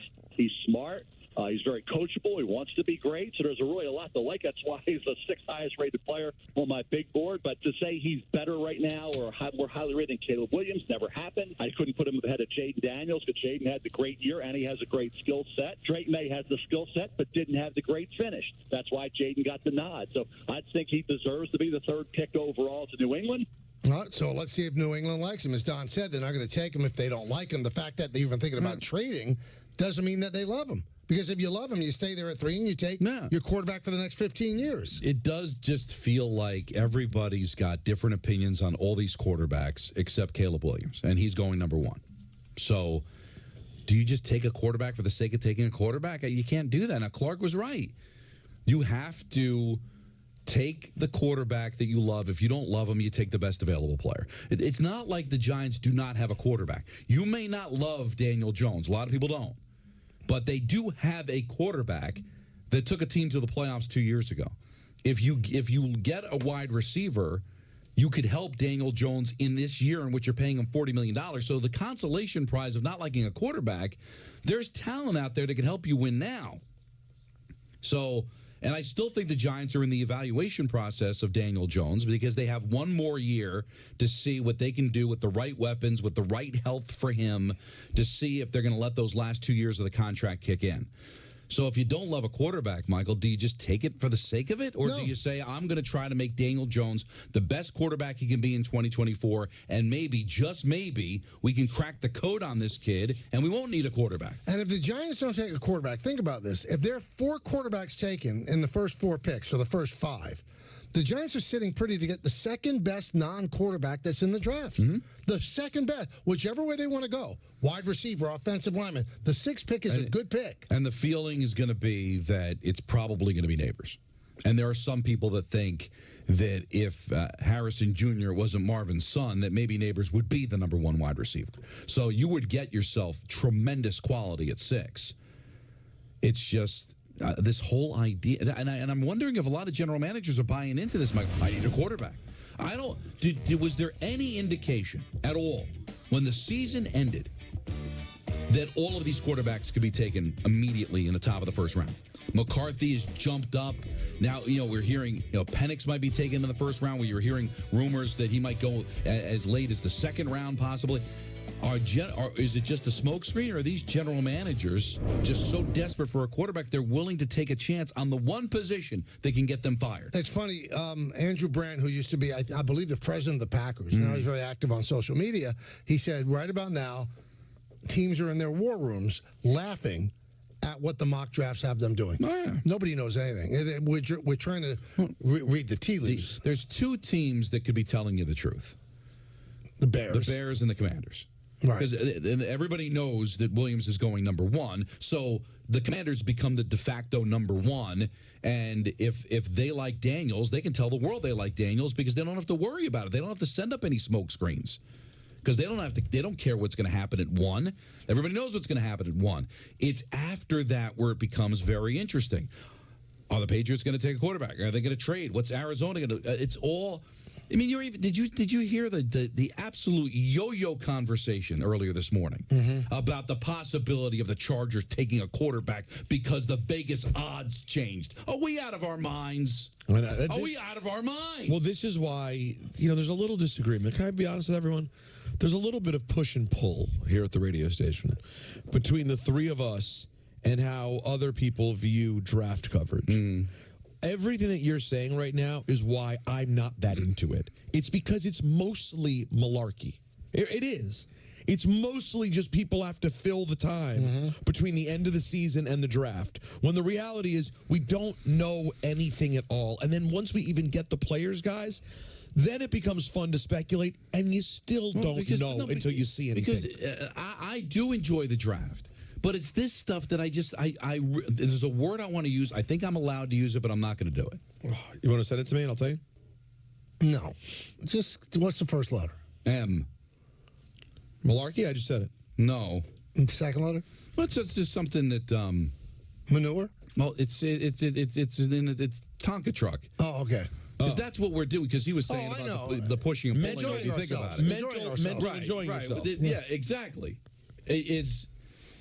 That's all it is, because then what happens is, the odds now went to 6. Apparently it was like 100 to 1. It's gone to 6 to 1 that the Chargers are going to take a quarterback, which is complete idiocy. But now that's out there, so now there's a conversation about, well, maybe they're going to trade Justin Herbert. Can the Giants maybe make a deal? Now we're having a conversation about Justin Herbert being a Giant? I mean, they're giggling. There's people in the NFL looking at us and laughing right in our face. Don't believe anything that we're having this kind that we could throw pap out there and they'll smear it on their face because they're animals. I don't want to buy into it. There's no reason in the world that these teams are going to tell you what they're going to do, like I said, unless you're the Bears or the Commanders that are locked in. Now, the Jets have the 10th pick. And so for a long time now, it's been, it could be Brock Bowers, the tight end from Georgia, who's supposed to be top of the line. But then I was reading stories today that the hit and miss ability of taking a tight end in the first round is mostly miss. So remember Pitts, who got taken by Atlanta? Yeah. First year he was great. Last 2 years has been like pedestrian. You look at Kittle, 3rd round. You look at Kelsey, 5th round. They're saying that you don't waste the 10th pick that the Jets have on somebody like Brock Bowers, who is still unbelievable, but tight ends are tight ends. But here's the thing. Let's say he is Pitts and has a great first year. That's a great first year with Aaron Rodgers, who could be in his last year. Right, and that was Pitt's only year with Ryan. Right, but right. So are the Jets really thinking long-term with this pick, or they're thinking who is going to help us win in 2024 with Aaron Rodgers? I wonder if you told them, listen, Barrett's going to eat. He's going to be a Pro Bowler. He's going to be amazing, but he is going to, excuse the expression, peter out later in his career. Ouch. Would the Jets still take him because in 2024 he'll be at his best? I don't even know if they'll have a franchise when Rodgers retires. It's not. It's hyperbolic what you're saying, but it's in that. They're going to start from zero. But what are you supposed to do? Right, you got to go for it all now. Now here's Mel Kiper on DNR, and he said, should the Jets consider trading down from 10? Yes, I think moving down is the smart move. Get back at 2. You think about who they could get. Maybe Fautanu is there when they move down, because certainly those other tackles could be. J.C. Latham is a name I didn't mention, because I keep hearing he could go 5th overall to the Chargers from Alabama. He's my guy. He's the guy I've been on all along. So I think if you want the Fautanu because of the versatility, the next best tackle for my ratings is J.C. Latham, the right tackle out of Alabama. I keep hearing 5 to the Chargers, or if the Chargers move down, they would look at him. So Latham is one that I think you have to put in that top group. So if the Jets move down, say, and Latham was still there, I'd jump at that opportunity to bring him in. I just don't think he'll be there on a trade down off of 10. Who could be there would be the guys I mentioned. Fashanu, Fulaga, guys like that. I think Mims would be guys on trading down. I don't think you trade off of 10 and get J.C. Latham. I think he's too highly rated right now. And finally, Mel talked about, with DNR, the market for Brock Bowers. Some teams I'd heard could be looking to move up to get him. Indianapolis. There's another team, I'm not sure, but I've heard from teams. There's another team that's maybe making some moves. There's a couple teams maybe looking to get ahead of the Jets to move up and get Brock Bowers. There you have it. It's, maybe. Let's Can we just get there? Let's just get to Thursday, please. Let's go to Alex at Old Forge. Alex. What's up? What's going on, guys? How you doing? I'm doing good. Good. Yeah, so the Giants can't mess around. They got to get their quarterback this year. I know getting a receiver would be awesome and everything, but you can do that in free agency next year. If you go up and get Drake May right now, you're not going to have a first-rounder next year most likely. But you need your quarterback. We haven't had good quarterback play since Eli Manning. But what if they don't like the quarterbacks? But I think they do. That's the thing. I think that the reports say what they say. It could be a smokescreen. But I think Brian Dable looks at Drake May and sees Josh Allen. It's a perfect situation. He doesn't have to play the first year. Game time's in the last year of his contract. No guaranteed money after this season. Sit him for a year. All the good quarterbacks like Jordan Love, they sit. I know Drew. I am totally with you, Alex, as long as they like one of these quarterbacks. But you talk about the reports. Wasn't it 5 minutes ago they were going to trade up for McCarthy? And now they're going to trade up for May. Like, who do they like? Well, I don't know. I think that's a backup plan. You know what I mean? Like, you go for Drake May. For me personally, like my dream scenario, get Drake May. If not, go with Neighbors. I would love the blue chip receiver. But I think you got to get a guy like that. You got to take chances. I mean, it's way harder to draft a quarterback than a receiver. But you can't take chances if you don't like the quarterback. But I agreed with Ryan Clark about that. If you don't see what's there. No, we don't. Listen, Alex, if they love one of these quarterbacks, by all means, you've got to do whatever you can. If you got to trade up to 3 to get them, you get them the same way they got Eli, right? Of course, he wanted Eli. He didn't care what he had to give up. He gave up the farm to be able to get him. They like him, though. But I don't know, because, again, you talk about the reports that they like Daniels. Well, May, 10 minutes ago was, they're going to trade up for J.J. McCarthy. I don't know what to believe. I think they like him, and I think that's the reason why you brought Brian Dable here in the first place, because this guy can develop quarterbacks. Also, Alex, I don't think make him an aggressive offer. There's no way that they trade their 6th pick and a first rounder next year. They might trade two number 2s, a second round pick. They're not giving a first round pick next year too. Well, they might not be good. They'll be giving away a high pick. I don't know if it numerically matches anyway. I don't know if that's the quality. But do what you got to do to get the quarterback. But again, I don't know. How does anybody know? Like, no offense to the caller, but I think they like. How do you know? Well, he's just guessing now. In terms of let's say they take the 6th pick, and our very own Jordan Ronan is reporting that they like Penix too. Graziano, they like Penix, so they can get Penix at 6 and not have to move. Now, in terms of the wide receiver, Did you see what Amon-Ra St. Brown signed for with the Lions today? Lions, yeah. 4 years, $120 million. So now the price of wide receivers is $30 million a year. That's $77 million guaranteed. I'm telling you, a wide receiver is going to shake loose. Ayuk is going to shake loose. The 49ers can't pay him. Jefferson probably can't be paid by the Vikings. Mm-hmm. So you might not even have to waste a draft pick on a wide receiver. You might be able to get one. I mean, look at the price for Amon-Ra St. Brown's a good player, but $30 million a year? I know, but you talk about them shaking loose, you're going to have to pay good money. I get a wide receiver, and I don't have to pay him for the first few years. They're talking about but if you get a quarterback, really you're not going to have to pay him either. But again, I got to like the quarterback. Like but that's obvious, yeah. Right, but I'm just saying, so I would take Neighbors if I don't like any of the quarterbacks. But if I love the quarterback, you're right. Get the quarterback. There's no way you take a wide receiver over a quarterback that you love. But you'll definitely take a quarterback over a wide receiver that you love. That I agree with you. It's just that's the frustrating thing, guys, is who do they love? Now it's May. Before it was McCarthy. Now they like Penix. Right, so what kind of love? Is it really love if you're not sure which one you love? You love them all so much. It's like when people say, I really want to get married.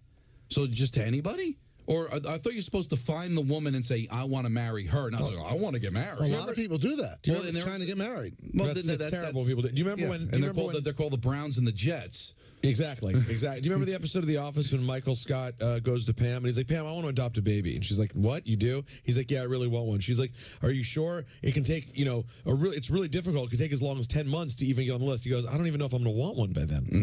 I mean, do you really want the baby? Do you really want the quarterback if you're changing your mind every couple of days? Again, I please do not take me the wrong way. There are a lot of people that I really respect that work their tail off to get this information. But why do I feel like they're all being played with? Now, they're probably talking to people that they really trust, that feel like they're not being used. But guys, if that were the case, would everybody be all over the place? They have the Giants attached to like 3-4 different quarterbacks. Somebody's obviously being lied to. Let's go to Jimmy in Connecticut. Jimmy. What's going on, guys? Listen, I think, believe it or not, you've talked before about how you think there's not that big a difference between these quarterbacks that come out of college and it's the organization that really shapes them. Mm-hmm. Well, if that's the case, if they have faith in their coaching regime, you got to remember, Daniel Jones went through 3 different head coaches. If they believe in this coaching staff, they need to draft a quarterback, in my opinion. Because they have to have the confidence that they can shape whoever they take and do a yeah, but Jimmy, you'd have to say that the quarterback has to have skills before they could shape him. Right, I mean, you can't just draft somebody you don't like. Well, no, if you don't like him, if you blatantly don't like him, I understand you won't take him. But all these guys have skill. Let's just be real. Maybe some of them are a little bit more skilled than others, but they all have arm talent. We talked about with Zach Wilson. They all have enough skill to be shaped into quarterbacks. It's really I really believe it's coaching. Coaching matters more in the NFL than any other sport. And I think they have to have faith in their regime that they can shape whoever they draft. Okay, so you bring up a good point, but let me return serve with you. So this administration's good at developing quarterbacks. They didn't do anything for Daniel Jones last year. But they're his third head. This is his third coaching regime. Oh, yeah, but this was his second year with him, and they didn't do any. Before he got hurt, he was awful. They had their hands on him for 2 years. I see your point. What I'm saying is they're beyond developing Daniel Jones, I feel like, at this point. This is what is going to be his 6th year in the league. You see what I'm saying? Yeah. Listen, Jimmy, I'm with you. I've said it myself, that I don't think there's much of a difference between these quarterbacks. You just got to be drafted by the right place. So I agree with you there, but I also need my general manager to believe that he can get top first-round ability out of a guy. You're not taking a clay and molding it into a serviceable quarterback. If you trade up to 3 to get a quarterback, we're not talking about a nice quarterback. We're not talking about a decent quarterback. We're talking about a franchise quarterback to help win you a Super Bowl. A general manager's got to have the conviction. The way Ernie Accorsi looked at Eli Manning and said, I can win a Super Bowl with that guy. The way he wanted John Elway. That's what you need, not just, hey, it's a quarterback, I'll work with him. Did you hear the story yesterday? First time I'd ever read this, that John Mara didn't want to make the deal for Eli because he didn't want to throw in the 5th-round pick. And somebody from his family said, if you think this is the guy, you can't let a 5th-round pick stand in the way of your guy. So he gave in, but he did not want to. So, I mean, in terms of what you're saying, if you love the guy, you got to give up what you have to give up. Right. You move heaven and earth because that's the guy you think is going to be the game changer. But if it's somebody you don't feel that way for, you have to really ask yourself, is it now worth it? Right. Then you shouldn't go the extra mile if it's somebody that you're lukewarm on. Exactly. Now, what I don't know, because it was insinuated earlier in the show by one of the sound we played, was Daniel Jones, hey, we need a quarterback. He's here at 6. Let's take him. Or was it Gettleman saying, I'm in full-blown love. I love this guy. I have to take him. I think it was that. Because a lot of people said they should have waited until the 17th pick and taken him. I agree. I think they loved him. They were wrong, but I can't kill Gettleman. If he really loved him, hey, listen, it's his job on the line. You will get fired if you get this wrong. We agree on that? If the Giants trade up to 3, take Drake May, and he doesn't work out, Joe Shane will lose his job at some point. I mean, Joe Douglas is going to lose his job soon, Michael, if they don't start winning. The primary reason is going to be because of the pick of Zach Wilson. He put himself behind and he's made some really good moves. Even the trade for Zach Wilson's a steal. Something about Joe Douglas making trades is amazing. He is able to throw garbage away and get money back in return. He's the guy that can trade a paperclip and in 2 months get a house. Like, he's got that ability, but still, if you don't get the quarterback he'll end up losing his job one day, and the main reason is going to be because he took Zach Wilson 2 overall. Francisco Lindor with a 2-run home run from the left side. Welcome. Left side. So the Mets are up 2-0. That's in the 3rd. Don, I know, there was a president that was very heavy. And could Taft? not. Yeah, he couldn't fit in a bath. I think he died that way.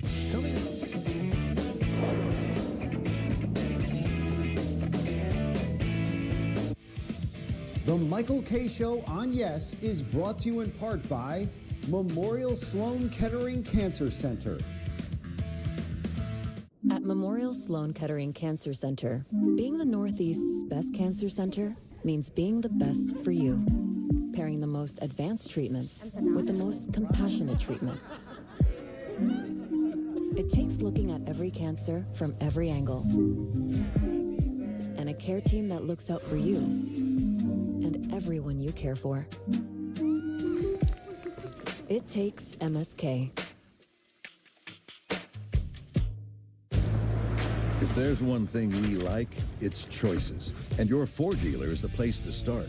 With a full lineup of vehicles and available powertrains. Get your ideal combination of power and capability with gas, hybrid, or all electric. But more important than the power you choose is what you choose to do with it. Right now, returning lessees can get a Ford Explorer for $369 a month, only at your local Ford stores. For years, one company has battled to deliver business products the next day with no freight charges. Now, WB Mason, with their famous fleet of trucks and drivers, faces their biggest challenge, rescuing shipping and packaging buyers from expensive freight charges. That's right. Now, boxes, stretch film, and packaging tape are delivered the very next day at amazingly low prices. So, who do you call for fast delivery and no expensive freight charges? Who but WB Mason? New season, new reasons to say yes. Wow. Yes to the ultimate viewing experience. Aaron Judge crushes one. Yes to in-game live stats. And earn rewards and win prizes. Get all the Yankees action on the Yes app. Download now. If anyone knows the joy of rescuing animals, it's me. Just ask my rescues, who are all very important members of my family. Your life can also be forever changed by adopting a shelter pet. And it's not just about happiness your pet gets from finding a loving home, but that which you'll get from bringing them into your life.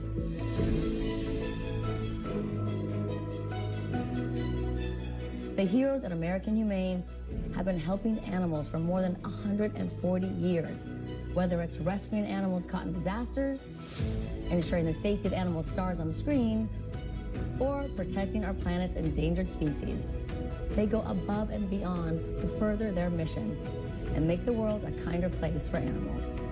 Please consider adopting a shelter pet and support American Humane. You can learn more at AmericanHumane.org.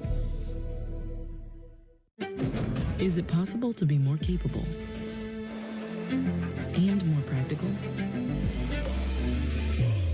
Be able to perform here and here. Make a statement while barely making a sound. And command the road, as well as what lies ahead. How we get there matters.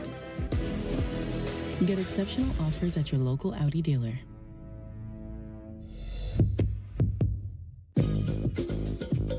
Step into the world of Golden Nugget Online Casino. With all the slots and table games you love, feel like you're on the casino floor no matter where you are. Score rewards by playing your favorite games and get your winnings almost instantly with lightning-fast withdrawals. Go! So what are you waiting for? Have a great time in your downtime. Download the Golden Nugget Online Casino app and get started today with this great offer. This week only, large 2-topping pizzas at Domino's are just $6.99 each when you carry out, like melty pepperoni and green peppers, or ham and tangy pineapple. The combinations are pretty endless. Act fast and get your favorite large 2-topping pizza for just $6.99 each this week only at Domino's. This is Tonal, where every rep is analyzed, so your workout is optimized. This is Personal. This is Tonal.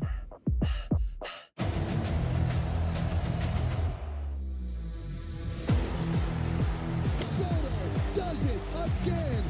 Stand for something, a fall for all. Never give up in the fight, never quit in the ball. Hi, fans. Tune in to Puerto Rico Day at the stadium. April 25th versus the Oakland A's at 7:05. Presented by the District and Junte Boricua.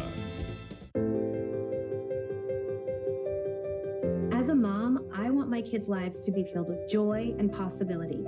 And I want that for every kid. That's why I support No Kid Hungry. They work in schools and communities to make sure every kid gets the healthy meals they need. Please join me in supporting No Kid Hungry for all kids. Thank you.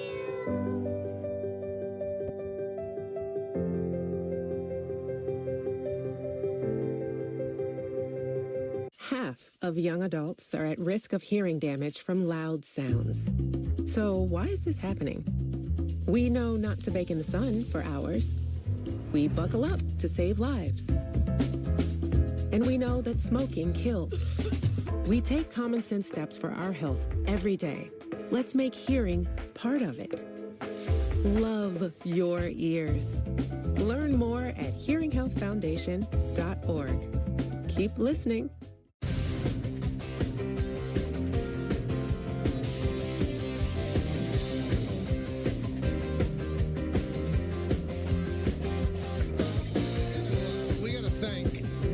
The New York Hockey Islanders.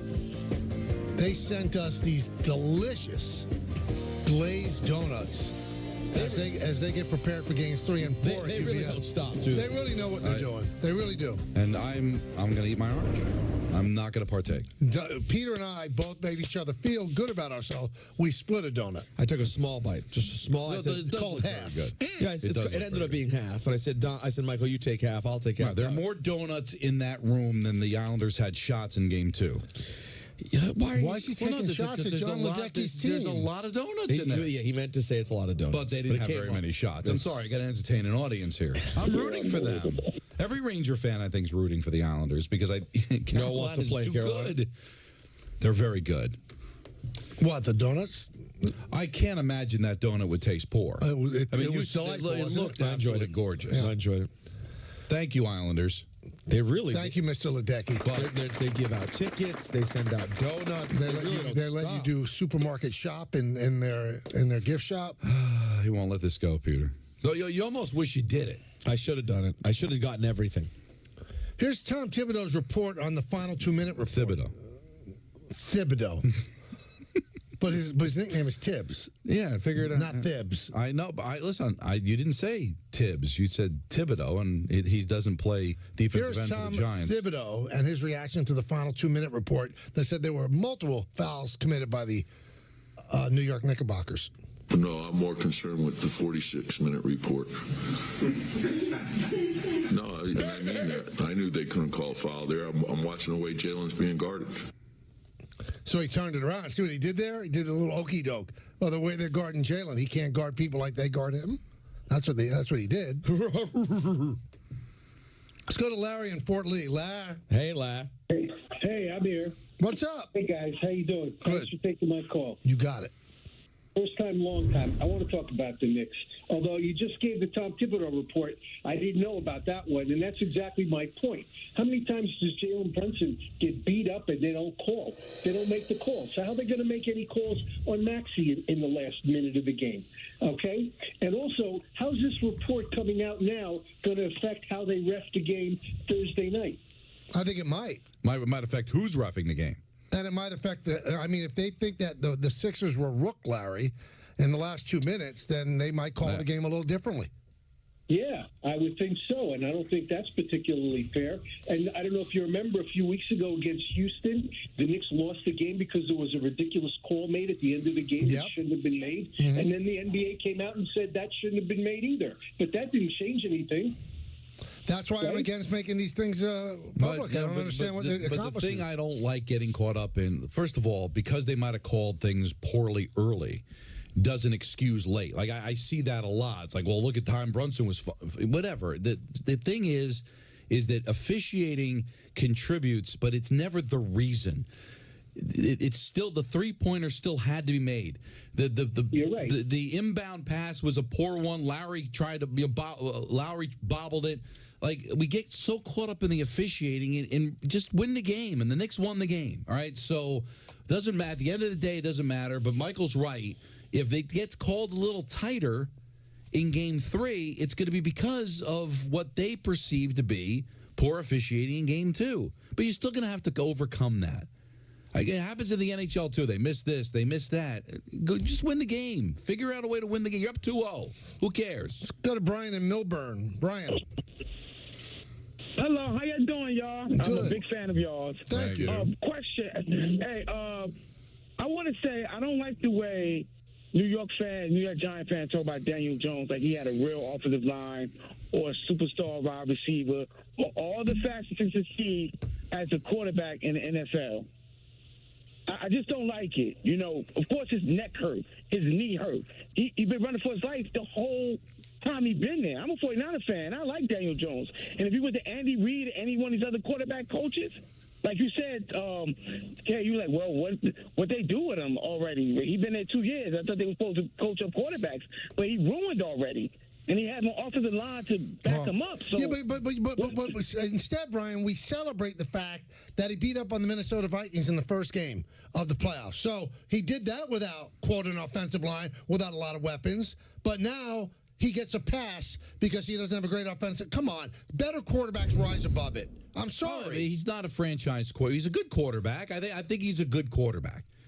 But these two individuals come over from the Bills, Shane and Dable, with the credit of being able to make a quarterback. Shable, if you will. What they did with Josh Allen, could they come in, they watched every down, watched every tape of Daniel Jones, and you know what they did?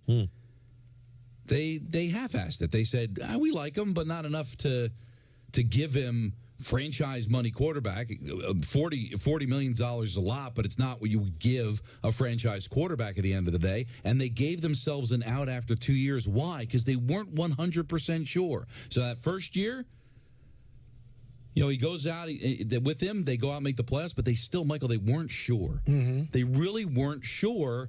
And last year, the one thing I'll argue with you, Michael, he wasn't playing well. Last year was just a mess. Up and down the roster, how they played. Daniel Jones wasn't near their number one problem. But you still don't know going into this year. That's the thing. He still didn't tell you anything. But, Peter, they gave themselves an out because they still weren't 100% sure. So how can you all of a sudden be sure after last year?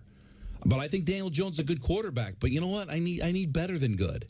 I have a chance to maybe go out and reset with a possible franchise quarterback if they believe there's one out there in this draft, and go get him. I got to tell you what, though. If they pick a quarterback, right, then to me, you're signing up for at least 3 more years of Daboll. You cannot continue to change coaches and offensive coordinators. Look what happened to Zach Wilson. So if they take a quarterback, you're ensuring they stay another 3 years. Well, I mean, but that's got to be the plan, though, right? I mean, you hired Daboll and Shane because you were hoping that you got it right the 3 times you didn't get it right, firing the coach after 2 years. We speculated about the possibility of parting with Daboll after what was an embarrassing start to the season. Don't you think they did enough in the second half to say, okay, let's move forward with our coach here? I wouldn't have a problem. Would you have a problem with signing up for 3 more years of Brian Daboll? No, I don't have a problem with him at all. But people were ready to. Are you thrilled about it, though? Yeah, I think he's a really good coach. Okay, you're no, sure? But am I sure about anything? Well, no, but I mean, Peter, there were times years? in the first few weeks of the season where like, what the heck's going on here? But you lost 40-0 at home on opening day, right? And if they ended up finishing 1-16, you'd have to think about it. But they didn't. They got off the mat. They played some meaningful games down the stretch. But I hear you, but that's because the bar set in the beginning of the season was so unbelievably bad. But Michael's saying, but I'm not going to stop from drafting a quarterback because it might mean having to sign up for 3 more years of Brian Daboll. That's not the end of the world. No, I hear you. Just remember, chocolate saucer in your pants. That happened. It did. In your pants. Chocolate soft serve. In your pants. But I do think they dry cleaned those pants and wore them late in the season. Can any of these stories have a happy ending? In your pants. You did have to squeeze one out. As you said, get a little sweaty early. You know what? I don't know why I didn't say the M word earlier. Is it any worse than what we just said? It was more palms than pits. It was monkeys do it, for God's sakes, right in front of everybody. Yeah. Well, I mean, that's their issue. That's what the draft is. That's what the draft is. The draft analysis is like going to the zoo and watching a monkey destroy himself. So you're pretty much saying that Mel Kiper Jr. should be let go. No. What are you saying? What are you saying? I didn't say that. That's what he does for a living. No, no. Mel Kiper analyzes what he believes are the good and bad of the players coming out. Not the whole, I believe that the Giants are going to do this, or I've been told. He said today, I've heard that they might be trading up. He said he heard. But when I look at Mel, I don't look at Mel Kiper knowing who the Giants are going to draft. I want to know from Mel Kiper how good Drake May is going to be, because that's his expertise.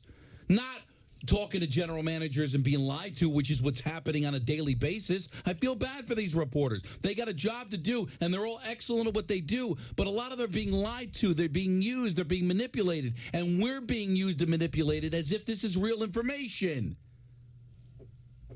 It's been going on for years. Exactly, and I've had enough.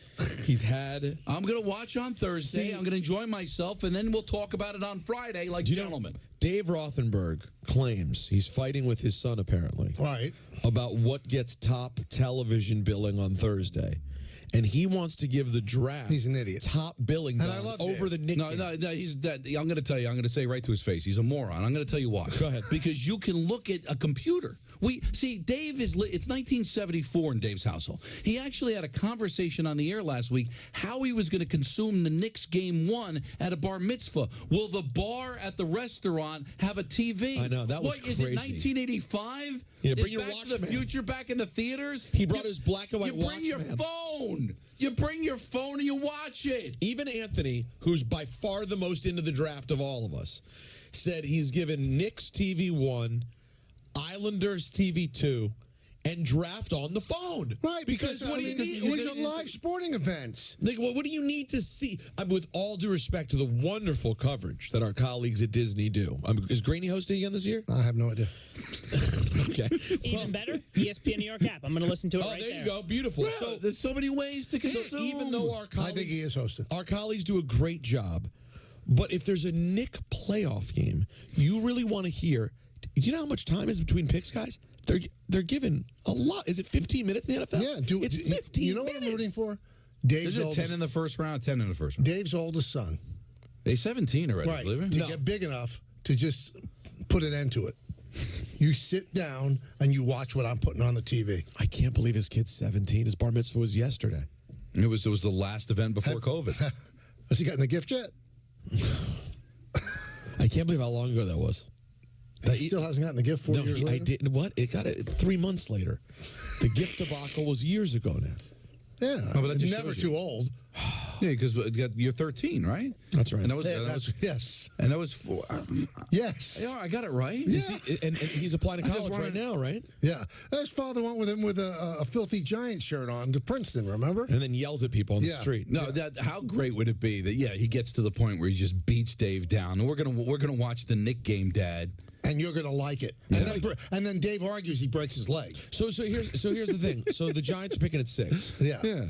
Maybe they move up and pick at 3. Maybe. Right, then you're out. They'll get an alert. So are you gonna keep it on? I mean, what do you need? You need to see someone come out and do the awkward hug dance with Roger Goodell. I love the awkward hug dance. Which is come on, it's game. But don't you realize you watch the draft to see players play in a game that you hope one day will be a playoff game? The game's the thing. The game. Right, so you're watching the game. When we start putting preparation for the game ahead of the actual game, what are we doing? What really, we have to question ourselves. It's a monkey at the zoo destroying himself, as Don once said. How long do you think before the eldest son can beat him up? Well, I don't know how big, because Dave's a large man. Oh, just large. He's not athletic. No, certainly not athletic. But I mean, but I think all the reasons that Ben would not beat him down is because of the genes that his dad gave him. You mean he also won't be athletic? No, but Ben wants the Knick game. Yeah, but Ben can only use the faculties in which were handed down to him. You don't think he's smart? But no, Sherry's a good athlete. No, but Sherry's a good athlete. Sherry's a good athlete, so she could have passed the athleticism down, and they could maybe beat him down with Sherry's athleticism. He's a good enough player to be playing in college. He wants to play in college baseball player. So honestly, I think, and I mean this in no disrespect. That means the disrespect is coming. It's a house of enablers. That we know. There you go. You didn't even get to one. No. You know that my home is my happy place. Maybe.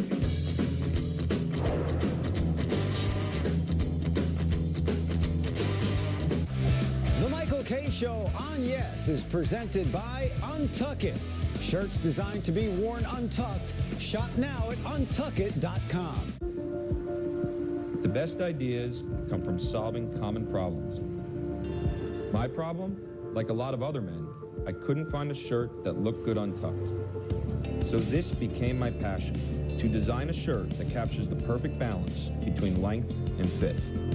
Easy to say, not that easy to do. But with some innovative design changes, we did it. Our problem, my solution. Untuckit.com. Oh, what's up? You watching the game? Or maybe the one later? Put a little BetMGM action on it, and now any game becomes the game. When you got overs and unders, you're in it every time they throw the ball, kick the ball, dribble the ball. Maybe it's not even a ball. Who needs a ball? Now that bet's got you watching every inning, half, round, period, set, hole, a lap. Right from the edge of your seat.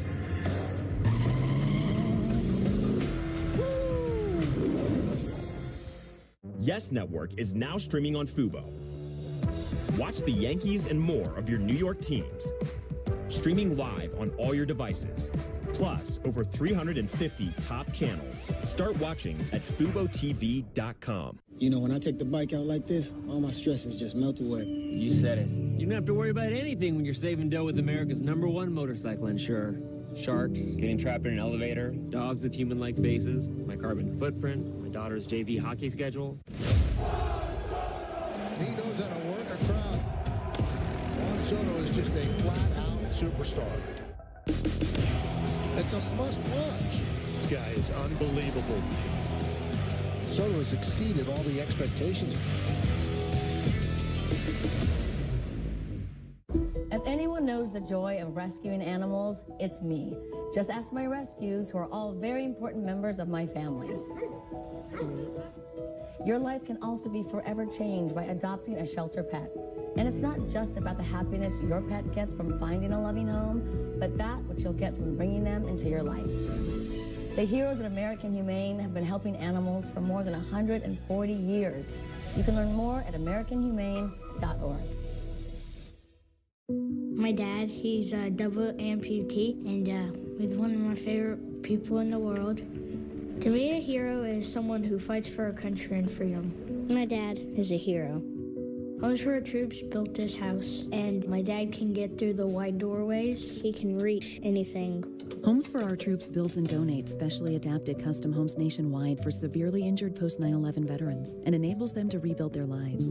Join our mission at hfotusa.org. For years, one company has battled to deliver business products the next day with no freight charges. Now, WB Mason, with their famous fleet of trucks and drivers, faces their biggest challenge, rescuing shipping and packaging buyers from expensive freight charges. That's right. Now, boxes, stretch film, and packaging tape are delivered the very next day at amazingly low prices. So, who do you call for fast delivery and no expensive freight charges? Who but WB Mason? We all want to feel safe when traveling. That's why if you see something that feels suspicious, such as an abandoned bag or erratic behavior from a passenger, just call 911. You can call anonymously, and it's okay if it turns out to be nothing. Work together with the Port Authority of New York and New Jersey to keep our transportation facilities safe. Visit PANYNJ.gov to learn more. FanDuel Casino has your chance at the #1 feeling, winning, which ranks even higher than the 18th best feeling, saving a kid from a well. 59 years later.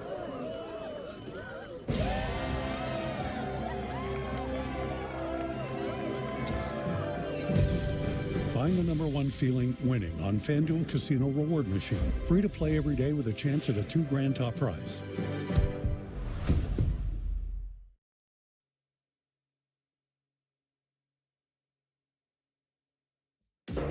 Chris Sheeran back here for the Michael K. Show. These highlights are brought to you by Montefiore Einstein, the official hospital of the New York Yankees.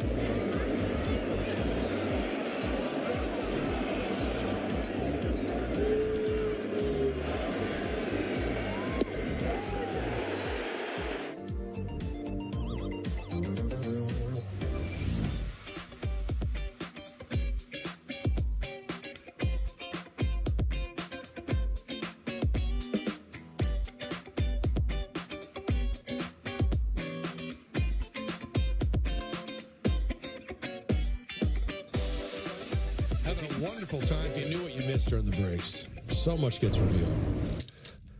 Time now for the Pinstripe Report, brought to you by Bet365. Yankees won yesterday 4-3. Their bullpen did a good job. Marcus Stroman went 5 1/3.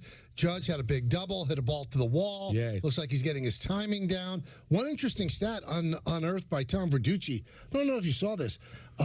So what are they, 23 games in? Mm-hmm. He's hit more pop-ups in 23 games, because he's not a pop-up guy. He drives balls. Yeah. He's hit more pop-ups than he did in all of 22 and 23. That's crazy. So something's going on. I don't know what it is. Is it the lack of at-bats? Is it injury? What is it? Verducci's premise was he needs more swings, and that the lack of swings in spring training. So you're saying benching him would be a huge mistake? Well, I mean, let people say what they want to say. But the Yankees did win 4-3. They played tonight. Then they ended up tomorrow afternoon. Then on to the road, 3 in Milwaukee, and 4 in Baltimore against the O's. We're just going to miss each other. Well, I'll be there Sunday night. Why don't you sleep with me? Excuse Come me? to the hotel. It's a nice hotel. Wait a minute. That was quite a way of framing that question. So the game's Monday. Right, but we get in Sunday. What time do you get in? Well, the game in Milwaukee is 1:30 or 2:30 Eastern time. Probably get in about 10.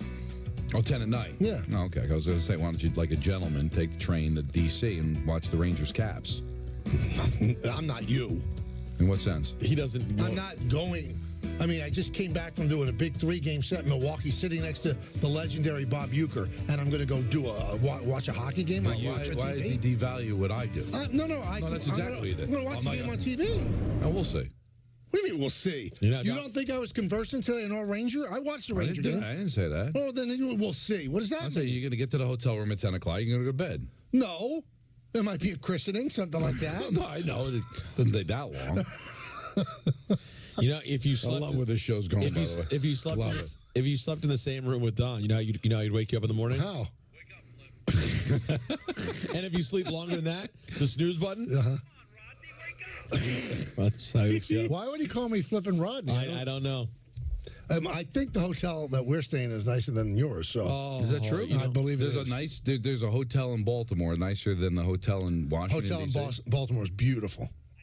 That's all I'll say. Can't say what it is. Why can't we only say one the name of the hotel? Because then fans will be flocking there. Don't they flock anyway? No, all those that show up find to out. All I know is whenever, I'm sure it's with the Yankees, even more so. But whenever the Rangers, when our bus comes in, like after on a road trip to the hotel, there's a bunch of fans outside the hotel for autographs. So they find out. It used to be different, though. Like when Jeter and A-Rod were on the team, it was like traveling with the Beatles. There'd be hundreds of people outside wherever they stayed. It's not like that anymore. It'll be now. It's just like a handful of weirdos who want to get their balls signed. It's mostly collectible people. Yeah, it's the collectible people, and that's what ticks off the players because they don't want to sign for the. They don't mind signing for kids. No, not at all. But the collectors who they see over and but over a lot again, of the collectors give the stuff to kids. They pay kids to stand there because they know the players get annoyed to see them. Right. Guess what I got the other day? A cold. I got an autograph request to my home address. And you threw it in the garbage, right? I said, "What would Michael do?" Throw it right in the garbage. Yeah, you cannot. You can't. That's a seal that can't be broken. You can't break the seal. How dare you send something to my private residence? Yeah, like you send it to the stadium. I'll sign anything but a check. I have two jobs. where you can find the address and send it. Right, but they sent it. Did they send it to the estate or the apartment? Well, they're one of them. They're both. They're both. Places I don't want to receive things from strangers. Wow. It's right in the garbage, right? Right in the garbage. Well, I looked at it first, then I threw it in the garbage. You know what I do to really annoy people? Like they'll send a self-addressed stamped envelope. I take the stamp off. I'll use it. Oh, wow. Yeah. If you're gonna invade my private place, I'm taking your forever stamp. It's a great point by you. I could just take the envelope, of course, and cover the address. Yes. Take advantage of their intrusion. Yeah. Why would they do that? It's very strange. Well, that's the Pinstripe Report. Brought to you by Bet365. Whatever the sport, whatever the moment, it's never ordinary at Bet365. So there's a game on Sunday afternoon. Yes, I think moving down the what is that? move. Stop it, Mel. Well, when's the game for? Sunday at 8. Oh, so, I was going to say, come to the hotel, I'd treat you to a nice dinner. Or maybe we could do pizza on the chest together watching. Well, but you're going to be. We're not really that close. How close? Like, I've driven it, and then of course I know the train stops. But like, really, how close is Baltimore to DC? In miles, 26. As the crow flies, as they say. I made that up, but it'll take you 45 minutes to an hour to drive. Quick 25-30 on the train. Hey, Isles Nation, listen up. ESPN New York has your chance to score tickets to the 2024 Stanley Cup playoffs. Be there to see your New York Islanders take on the Carolina Hurricanes.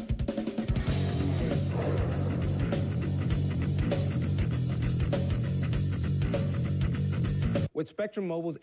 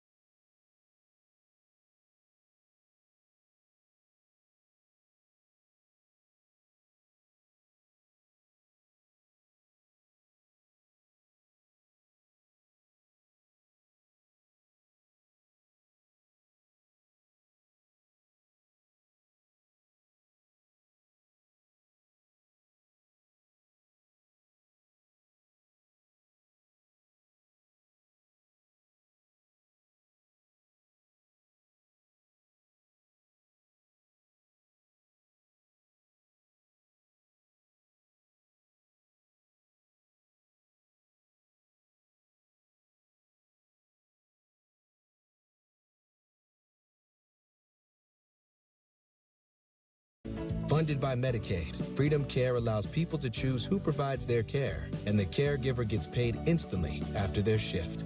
Life is sweeter with her around. Nana gave me so much joy as a child. Now it's my turn to return the love. Call now to find out benefits and pay and how fast you can get started. At Bet365, we don't do ordinary. Our incredible same-game parlay gets even better when you add Profit Boost. You can still combine all of your favorite selections to increase your potential winnings, but now we're giving you the option to boost your profit up to an extra 30%. Look out for a profit boost on select games and see why it's never ordinary at Bet365.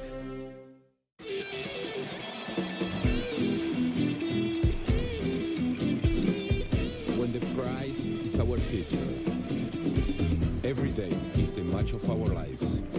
I am Pilo Gomez. In all my years of playing around the world, I have never seen a brighter soul than Kiara's. Watching her move with such power and grace, you would never know what it took for her to be here. Together with her world-class team, Kiara triumphed over a rare cancer that nearly stole her future as a dancer.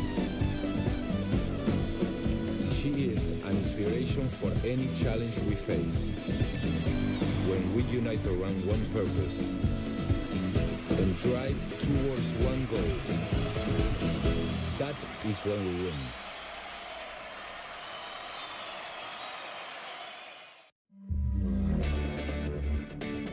With features you won't find on Honda CR-V, Toyota RAV4, or Subaru Forester, the Hyundai Tucson puts the other guys in their place. Namely, the rear-view mirror. Only a Tucson compares to a Tucson.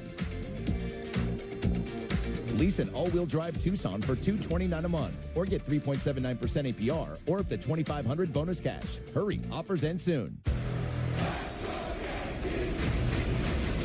Monster shot by Aaron Judge. There it goes. See ya. A's, Yankees, tonight. Coverage begins at 6:30, only on Prime. Your attention, please, ladies and gentlemen. You're watching Yes. I was diagnosed at 65. 37. Earlier than most. Every 9 minutes, someone is diagnosed with Parkinson's disease. And every one of them can turn to the American Parkinson Disease Association. Visit apdaparkinson.org to learn more and show your support today.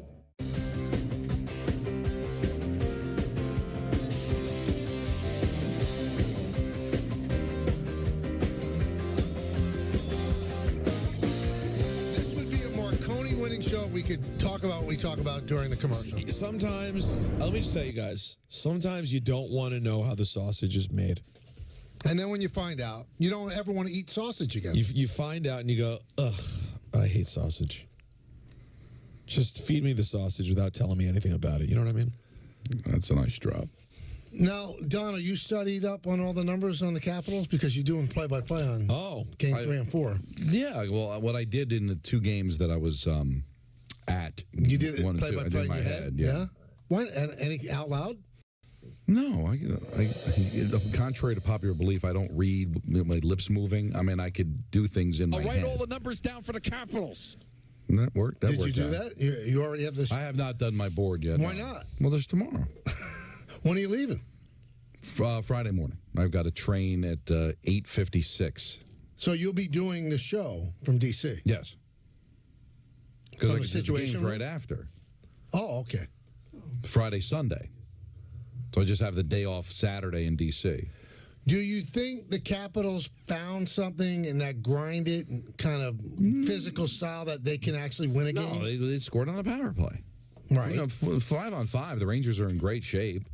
I think they outplayed them, outchanced them, but on the power play, but they the gave up a couple of power play goals. The shorty that was big. Yeah. That was huge. That's shorthanded goal, Peter. He knows. I'm just telling what was the term you said? Shorty. Yeah, I know. Unlike baseball terms, it at least makes sense. It's not necessary, but I get it. What baseball term doesn't make sense to you? There's just so many ups. What? Ups. It does make sense. He stood up four times. But it doesn't make sense. Just say it bad. Well, why does shorty make sense? Why is shorty okay? Because it's just shortening a word. It's just it's shorthanded goal, which is a long phrase. Ups is shorthanded for he got up and down a couple of times. It's just unnecessary. There's another one. What was the? Well, I started hearing the last couple of years the pitching lanes. Yeah, that's big. That came up out of nowhere. Quadrants. That was always a big lighter thing, which was fine. Quadrants. Yeah. For the pitches. For like the strike zone locations. So did you see quadrants. About this after the show yesterday? Jets sent out a thing on social media. Thank you, Zach Wilson. It's just something you do. But I know, but for what? For embarrassing our franchise? By the way, that's when you might as well just lay off. I'm sorry, but you got to do it because Why? they do it for everybody. Why? If you're here 5 minutes, they say no, goodbye. he did nothing for them. There's nothing to thank you. It's like if you came to my house and you lost your mind because you drank too much and you smashed every lamp in there. But that's and not I sent what you a thank you happened. note for coming. But that's not what happened. Is he deserving of a thank you, Zach? No. Don't be a nice guy. No. Is he okay. So just don't do it. But Don't be a loser. But when you do it for every Tom, Dick, and Harry that ever played for the Jets for 30 seconds, it would look really bad form if you didn't do it for your second overall pick. But you know what that you looked bent like really over bad? backwards to keep. But you know what didn't look good? The way he performed. But they're as responsible for that. No. No, you don't think so? Listen, I don't think Zach's a very good quarterback. Zach might be the one guy, no matter who he drafted, he wasn't going to work out. Because I don't think he had, I'm not going to say he's not an intelligent person. I think he is, but his football acumen was not very good. He made poor decisions. It never really worked out. So I think both sides are culpable in what turned out to be the wrong pick. But you can have a guy that was here for 5 minutes and he'll say thank you. It's like the videos, Michael. If you don't do it, it looks really petty. But it cheapens the ones that matter. I agree with Michael. I got to tell you. Well, the team social media. The horse is out of the barn. Team social medias in general are like so annoyingly cute and stupid. It's unbearable. And they all do the same thing. It's like, with all due respect to the Jets, I reached out, and I'm sure Jared put in the word. I reached out and said, the Jets should say something when Mr. C passed away. I was like, everyone knows he was such a fan, and he's a New York legend who went to games and was an hour. They never posted anything. Meanwhile, they post an obligatory happy Passover, happy this, happy thing. Every generic thing that every team does, they all do. But when there's something meaningful you could do, that's something specific about someone who outwardly loved your team, do they really do it? And I'm not saying just the Jets, all teams. They don't really do it. They all do the same generic nonsense. And to Michael's point, this is generic nonsense. You putting up a thank you, Zach Wilson, completely ruins it when you do the next one for a player who may not be that famous, but really worked hard and was a good part of the team. Why do you need to do it? I don't think you're wrong, but I think that the horse is out of the barn. What you're saying should have happened years ago. We're just going to save it for special people that were here for a long time, that contributed to the franchise. But because you do it for everyone, it's ridiculous. So I guess now that you've done it for everyone, how do you not do it for Zach Wilson and make it look like you're not kicking him as he goes out the door? Thank you, Zach. Thank you for literally disappointing us over and over. Thank you for the seasons where we could have made the playoffs had it not been for you. You were so inept. I mean, and thank you for being so bad that we had to get Aaron Rodgers, who's been nothing but also bad in different ways. But here's the thing. If we had Joe Douglas on next, what do you think he'd say about Zach Wilson? He was great. He really did a great job for us. So why does social media have to stray from what the organization is saying? So why wouldn't you thank him if that's exactly what Joe Douglas would say if we had him on? But what are they thanking him for? And does it ever irritate you guys in general that pro sports has basically become like politics? Like everything's a lie? I think everything in the world now is a lie. Why does everything in sports have to be so serious? Is it because there's just that much money involved? Yep. Because everyone's paid so much money that everything has to be But the poor social media person probably makes $40,000 a year. Well, and by the way, you can tell. Because I'm sorry, I know that they now have people who have these jobs and it's their full-time job, but I can tell by the tone they're still all kids because that's all they trust to do social media. The tone is very 25-year-old who's never done anything. Of all these teams. It drives me nuts. But it's just that political correctness where everything has got to be nice. The players are sensitive. Let's face it. If you do that and then you disrespect Zach Wilson, you don't think players will notice? Oh, they thank everybody, but they didn't thank Zach Wilson? No. I'm not saying send out a placard to this. You get lost. You stink. Don't address it. But these are guys that Did the Yankees send out thank you, Jacoby Ellsbury? No. But that was also before. I think things are different. I think that bet you they would now.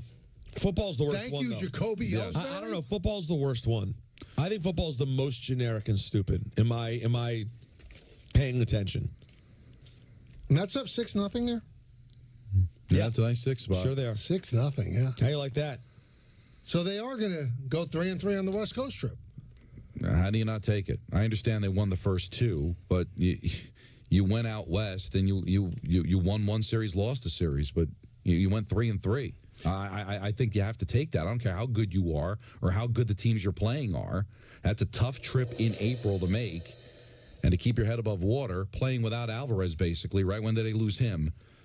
In the Dodger game. So the second game of the Dodgers. Second game of the and so that's not nothing. So that's a great trip, terrific trip. In the middle of Diamond Notes, brought to you by London Jewelers, and we'll repeat what we said earlier. The Mets, maybe they caught a break. I thought at the time maybe they didn't catch a break. Blake Snell was put on the IL for the Giants with an abductor injury, so he could be out for a bit. And, Don, you know how I hate this. You've been together 22 years with me. Hate to pat myself on the back. Why would you have signed anybody that missed an entire spring training? Why? Didn't make sense. It was working out. No, he's not working out pitching against Major League hitters. He's not. Under the watchful eye of a Major League staff. He's not. He's not. There's no way he's going to come into this season in the same shape as if he had spent the entire spring training. Once it hit, and I said it at the time, so I'm not being Monday morning quarterback here. Once it hit the halfway point of spring training, thanks for the effort. We're not signing you. But Giants thought they got a bargain. Mets thought they got a bargain with J.D. Martinez. He might be back this weekend. Right. I guess the Cubs, literally did get a bargain on Bellinger. But you know what? It's off to a terrible start. Terrible. But the only one who's pitched well is Jordan Montgomery. Pitched 1 6-inning. I think he gave up 1 run, 4 hits. But hitters are different. But pitchers, it's a totally different ballgame. That's why they open spring training as early as they do to get the pitchers ramped up. All right, so Martinez had a bit of a setback because of the back, but he had a bad back last year. But eventually, if he's here in May, Michael, he's going to have a major contribution. But Snell, misses how many weeks? Poor in his first 2-3 outings. Now he's on the IL. I mean, he's giving you nothing. No. It's $25 million wasted dollars. Yeah. That's Diamond Notes brought to you by London Jewelers. Visit London Jewelers today in any of their 7 locations, including the Americana Mall and the mall at Short Hills. Shining Wizards Kevin, little salty lately. And what's that? Oh, yeah. He went after me yesterday. He just sent out an X.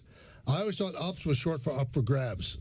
No, that's not funny. That's being funny. Wow, Michael's very sensitive about the up for grabs. You can be salty and funny at the same time. Yeah, that was funny. What was salty about that? Yeah, he's like saying, you know what, let's bring it back again. But that's let's funny. Make fun of Michael. Oh, see, so it's about See, Don, you're taking the side of that, Don. That's salty. No, but it's both. I mean, I got no problem with it. How salty? He wasn't. He's bringing up something funny from yesterday. All right, so let me get to something in your comfort zone here. So they're going to merge PGA and LIV. They're giving Tiger Woods $100 million. Yeah, well, I thought they found out they already gave it to him. Will receive. Will receive. Up to $100 million in equity as part of the newly created for-profit PGA Tour Enterprises. McIlroy's getting $50,000. $50 million. $50 million, I'm sorry. So here's my point. Boy, did they get rooked. They're still in bed with the LIV guys because LIV is part of this. If they would have taken Tiger the $1 billion and Rory the $750 million, how much better off would they be? They're still sleeping in bed with people they don't want to be in bed with. Well, I wonder what else there is to it, right? Because the only difference would be if LIV had gotten Tiger and Rory, would LIV have felt the need to go into business with PGA yet? Doesn't matter because they're in bed with the PGA now. These guys are in bed with people that they were repulsed by, and they got rooked. Well, no. Either way, that's what I'm saying. Unless there's some money that's going to them that we don't know about, they did get rooked. But it's such a win for the LIV people, right?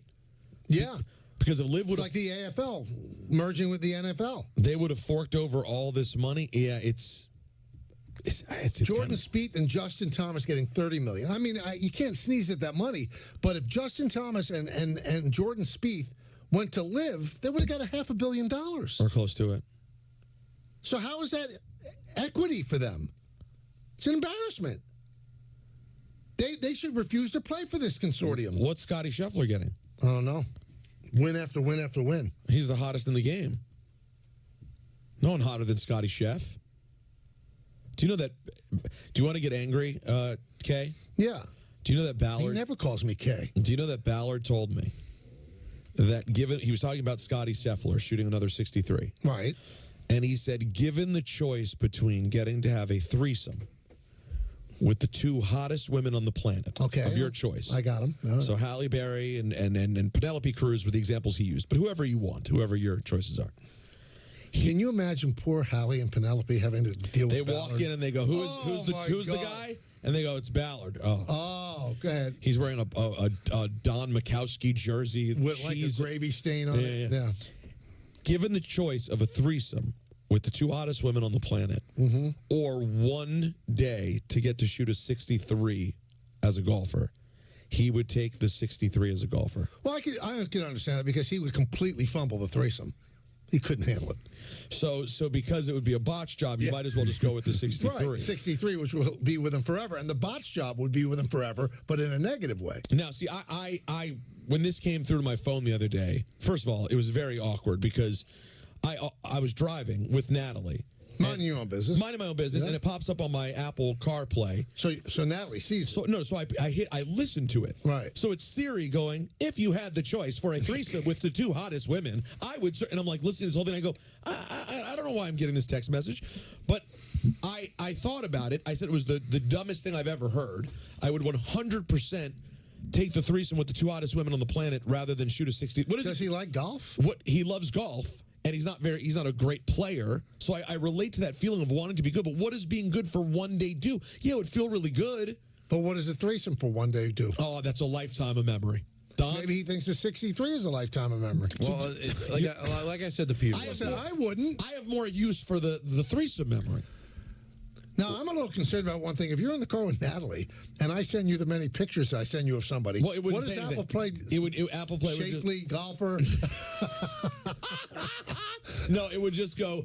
It would go something like HTTP. No, you received a link from Michael. Good. That's all it would say. And she'd say, "What is that?" No, she would already know what it was because she's seen my phone before. Exactly. She gets it. What I said to Peter when he brought it to my attention yesterday, it's like everything that we pretty much do in life is for the memory and the story.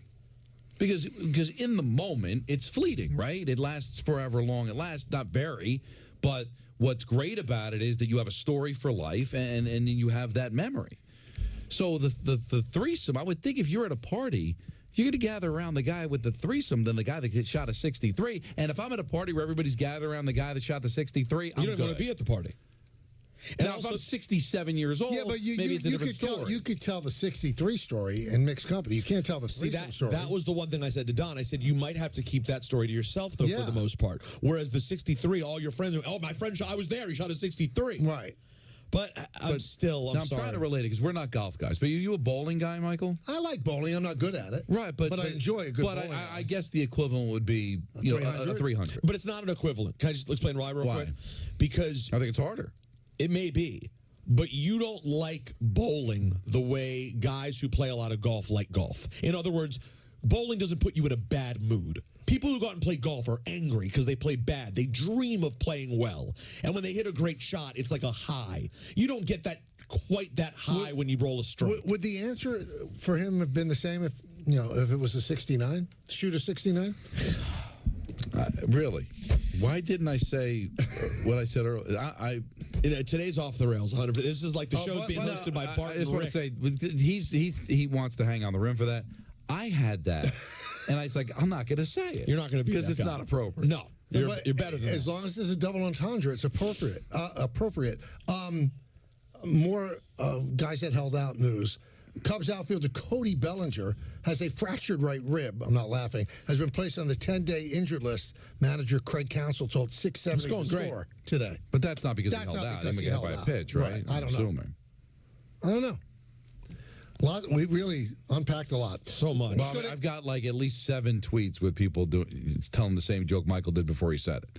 So either Michael stole it or everybody else. I didn't steal it. No, but I'm just saying either that or you were of like mind. What you said was not that creative. No, but you just showed guts. It's childish and gutsy. Gutsy, yes. Let's go to Anthony in the car. Anthony. It was Gutlers. Hey, fellas, how you doing? Great. What's up, Ant? Nothing. I completely agree with Ballard on this 63 thing. You'd rather the 63? Yeah. Oh, I'd rather the 63 over anything. Well, that's over anything. You're a very boring man. I shot 75 yesterday, and I was upset. Wait, by the way, hold on, this is even dumber. You're already good enough at golf that you're shooting a 75, and you'd give up a Salma Hayek Halle Berry threesome to just get 12 strokes better? The 63 leads to it all, Peter. No, it's not. I don't it's think just it would be. one. You could It's have a 1 day strokes. It's a 1 day 63. That's it. You're not It doesn't mean you start shooting 63s. You get a 1 day. 1 day. You're Scotty Scheffler for 1 day. It's not even a question. No, it's not even a debate. Give me 63. That's a shame for you. You're just a boring guy. That's so sad. Anthony, how about that? You are. Hold on. You don't appreciate women. What's your record? You're asexual. What's your course record, sir? For you, like the best that I've shot. The best you've ever shot. Michael's gonna giggle, but it's a 69. You've already shot well. This is just weird. And you Peter, I'm the one that I'm invited you to Trump Links, now Bally's. Well, I've been DMing you. Let's I know. go. By the way, all the more reason I can't play with you. You're on a different level, man. It's crazy. You're shooting that. So, Anthony, let me ask you: like, if you had the choice of the 2 most beautiful women that you love, who would they be? Yeah, who would you even? Maybe that's the problem. Yeah, maybe he doesn't know what to do. Is it Ruth Buzzy? Yeah, outside of my wife, Buzzy. right? Who is it? Outside of my wife? Yeah. I'll take Sydney Sweeney. Okay. Good choice. Good choice. Sure. Very current. And Sloane from Entourage. What's her name? Oh, okay. So Sloane and Sydney Sweeney, and you'd rather have the 63. You'd rather improve by 6 strokes. That's it. Yes. 100%. You know, thank you for the call, Anthony. You know what this is going to do, though? The problem is, today's topic, because I think a lot of golf people are going to agree. Can you give him the number for BetterHelp? I know. I think a lot of golf people are going to agree. The problem here, Anthony, is this is going to create an even bigger disconnect between Don, Michael, and the golfing community. It's going to be even worse than it was before. That's the problem you see. Yeah. That's the only problem I see. Anthony is living and dying with every little remark we make. I know. His fingers on the dump button. It's like, we're fine. Let's go to Sharky and Suffering. Sharky. Hey, good afternoon, boys. How you doing? 63 guys are good. These 63 guys are out of their mind. There you go, Sean. Thank you. But anyway, I wanted mainly for you, Don. Don, I'm not a Ranger fan by any means, but I'm a big hockey fan. And once the Stanley Cup playoffs come around, of course, you know as well as I do, you can't get enough of it. But I was coming home in my car last night, and I turned on the game. The first period had just ended in the Ranger game. I'm in my car. I'm on my radio. You come on and do the intermission report. You were amazing. I listened to the second period. Well, you were amazing, Don. And so was the young lady who did the player interview there, too. Michelle I listened to the whole Gingras. second period.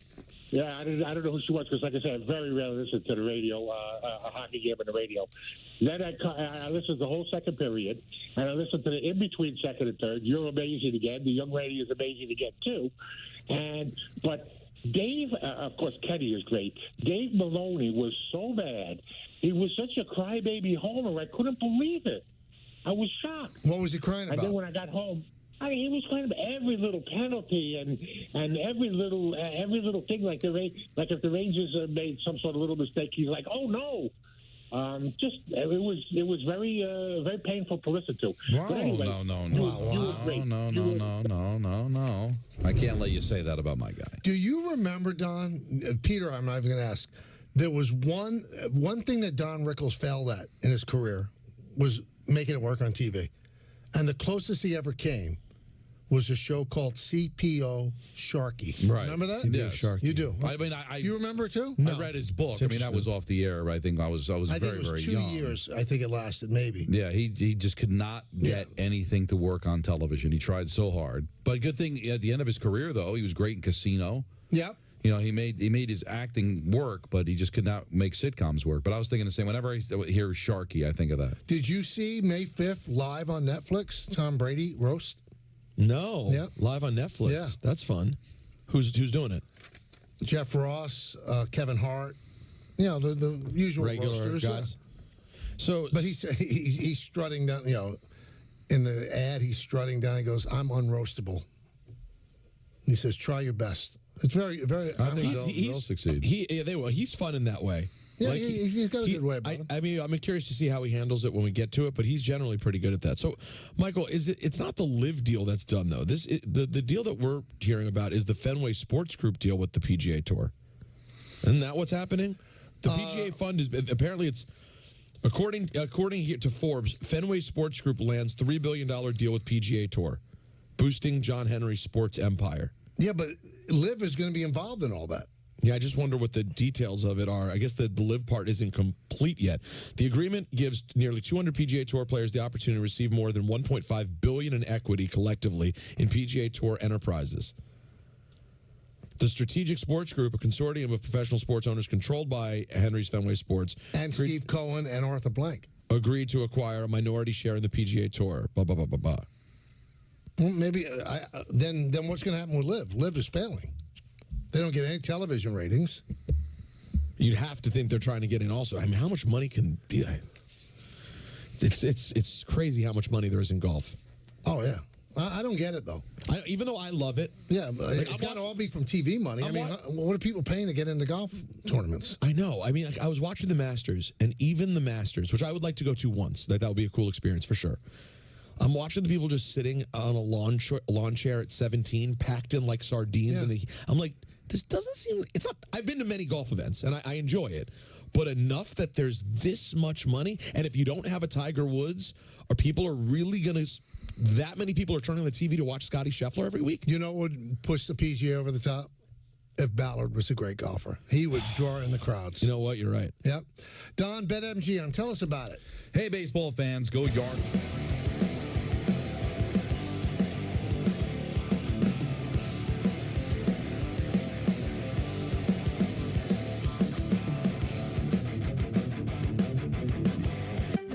Is it possible to be more capable and more practical?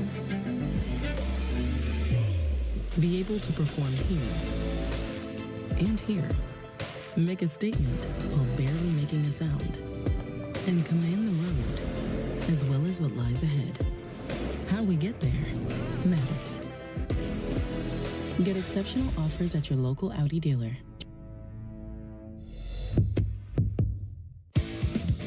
The Michael K. Show on Yes is brought to you by FanDuel. Make every moment more. Hey, so I found a betting system that's really working great for me. So did I. What's yours? I set up an hour-a-week time limit on FanDuel. I can also set up wager limits, so I only bet what I can afford, and betting stays fun. Right. So what's your system? What's that? Your system. What's your system?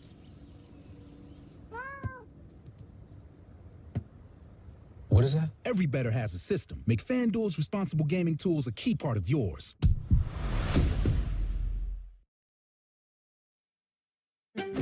Is it possible to be more capable and more practical? Be able to perform here and here. Make a statement while barely making a sound. And command the road, as well as what lies ahead. How we get there matters. Get exceptional offers at your local Audi dealer. You know, when I take the bike out like this, all my stresses just melt away. I hear that. This bad boy can fix anything. Yeah, tough day at work. Nice cruise to sort you right out. When I'm riding, I'm not even thinking about my painful cavity. Oh, you shouldn't ignore that. And every time I get stressed about having to pay my bills, I just hop on the bike, man. Oh, come on, man. You gotta pay your bills. You don't have to worry about anything when you're protected by America's #1 motorcycle insurer. Well, you definitely do. Those things aren't related, so... Oh, that is a vibrating pain. New season, new reasons to say yes. Wow. Yes to the ultimate viewing experience. Aaron Judge crushes one. Yes to in-game live stats. And earn rewards and win prizes. Get all the Yankees action on the Yes app. Download now. My dad, he's a double amputee, and he's one of my favorite people in the world. To me, a hero is someone who fights for our country and freedom. My dad is a hero. Homes for Our Troops built this house, and it's basically made for him. My dad can get through the wide doorways. When he is making our lunch, he can reach anything we need. He'll help me build tiny projects. Life is good here. Without Homes for Our Troops, we'd be living in a home that didn't have all these features that helped him. Homes for Our Troops builds and donates specially adapted custom homes nationwide for severely injured post-9/11 veterans and enables them to rebuild their lives. If they get a new house like this one, it'll help them do normal life. My dad's not just a hero, he's my hero. Join our mission at hfotusa.org. Waiting for the break of day. Wanting just to stay away. This week only, large 2-topping pizzas at Domino's are just $6.99 each when you carry out, like melty pepperoni and green peppers, or ham and tangy pineapple. The combinations are pretty endless. Act fast and get your favorite large 2-topping pizza for just $6.99 each this week only at Domino's. 1 in 3 pet parents has used their pet's name as their password. System hat. System hat. System hat. But delicious Caesar canine cuisine is a better way to show your love. Dear Plugged In, as always, you're a step ahead. Turn up the fun full throttle in Toyota's all-electric BZ4X with available all-wheel drive. So charge up, hop in, and let's go. Yours, BZ4X. For a limited time, lease BZ4X for only $119 a month or get 0% APR plus $2,500 TFS APR subvention cash. Find yours at Toyota.com. Toyota. Let's go places. This month on Hard Rock Bet is your chance to climb to the top of the charts. The legendary leaderboards are here, paying out $1 million in cash and bonus money. Leaderboards of all sizes with daily, weekend, and month-long prizes. This is your shot to be a one-hit wonder. The real deal, or even the ultimate $200,000 chart topper. Download Hard Rock Bet or just log in and let your iconic rise begin. The W.B. Mason Yankees postgame delivers the goods. What a great opening day win for the Yankees. We're dogs out here.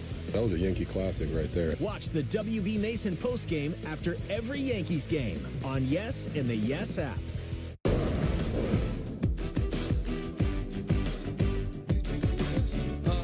J.J. Redick, did you see the story?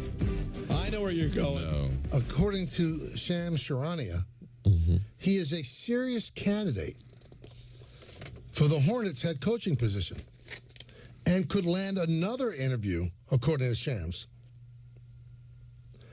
What is it? Is that job on ESPN ABC? Is that like a cursed job or a blessed job? I mean, I just... there are these jobs that broadcasters dream of. And I'm sorry if this sounds like I have some resentment towards ex-athletes, but I do. And the ex-athletes and coaches get offered these jobs, and they're just like a backup thing to do until you could get something better. And maybe JJ has no interest, so I don't want to speak for the man. No, he had interviewed for a head coaching job before. Right. But So how would you hire him without... I mean, it if just he took happened. the job now, right? Is he not doing the finals for them? No. Well, if he got the job... If he got the job, you want the head coach of the Charlotte Hornets to be doing the league game in the NBA Finals? Well, wouldn't you just have him finish it out and then they announce that he got the job after the season ends? No, they'll announce he got the job way before that. Why, though? If Why they not? really wanted him, why wouldn't they be willing to wait? Yeah, you could wait. Now, I still think it's a bad look on account of ESPN just got burned by Doc Rivers badly. Then they go and fill his job with someone who then does the same thing. That wouldn't be There has to ideal. be guys that finished out their TV, then you knew that they were going to get a job when it was over. No, I can't think of one off the top of my head. But and you've had A-Rod and with affiliations with the Yankees and but he wasn't the manager of the Yankees, and nor was he the main person doing commentary for. Yeah, but it's a team that's out of the playoffs. Well, he was the main guy on Sunday Night Baseball. They're not the same though. No, guy calling every playoff game. Not that I'm going to be in management at ESPN, but if I'm going to hire anybody to be one of the big guys, you've got to give me a 4-year commitment where you're not taking a coaching job. I'm sorry. This is a great job we're giving you, and if you accept this job 4 years, you're out. You cannot get a head coaching job. We need at least a 4-year deal. I couldn't agree with you more. It's very odd.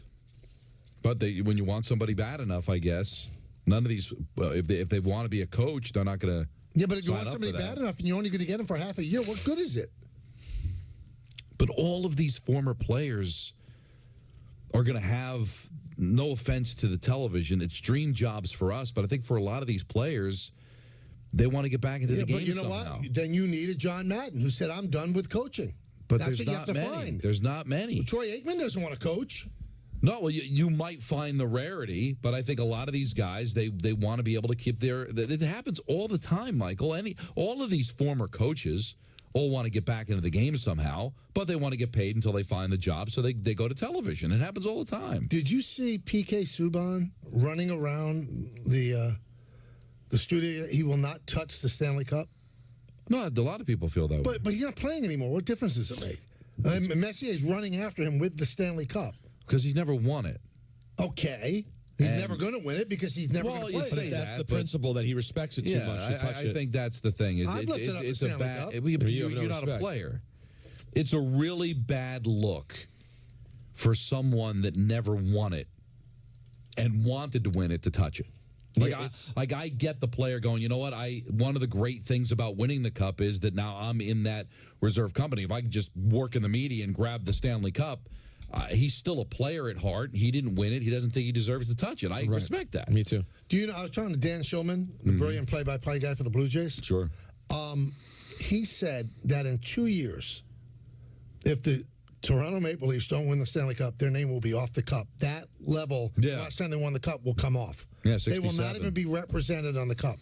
It is crazy. But they've got, I guess, a puncher's chance to do it. They won Game 2 against Boston. I was in a car service from Pearson to Rogers Center, and the guy said, yeah, I'm a big Edmonton Oiler fan.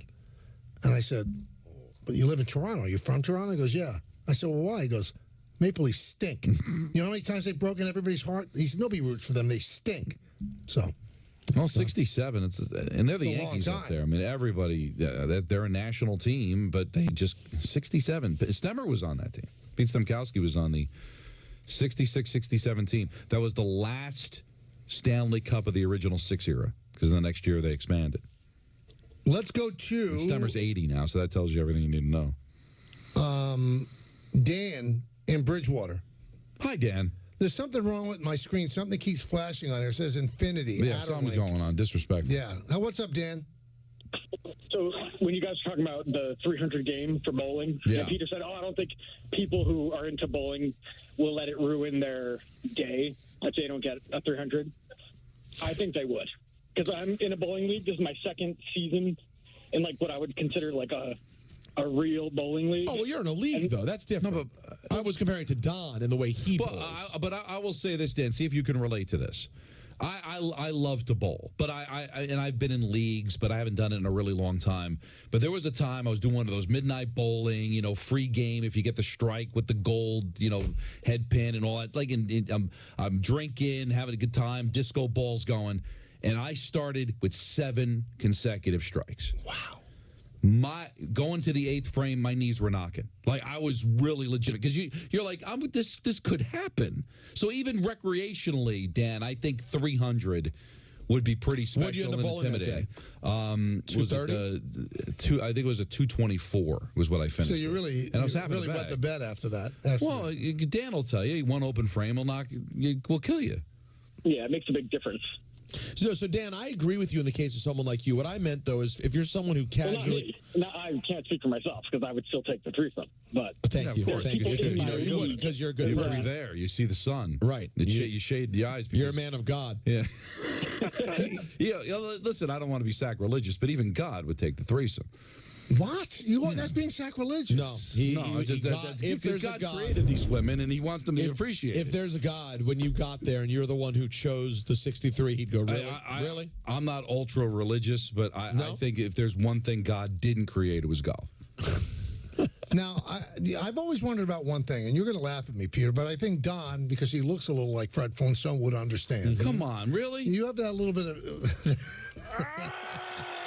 He's lifting up his shirt again. Well, Fred's not fat. He didn't mean fat. Fred's not fat.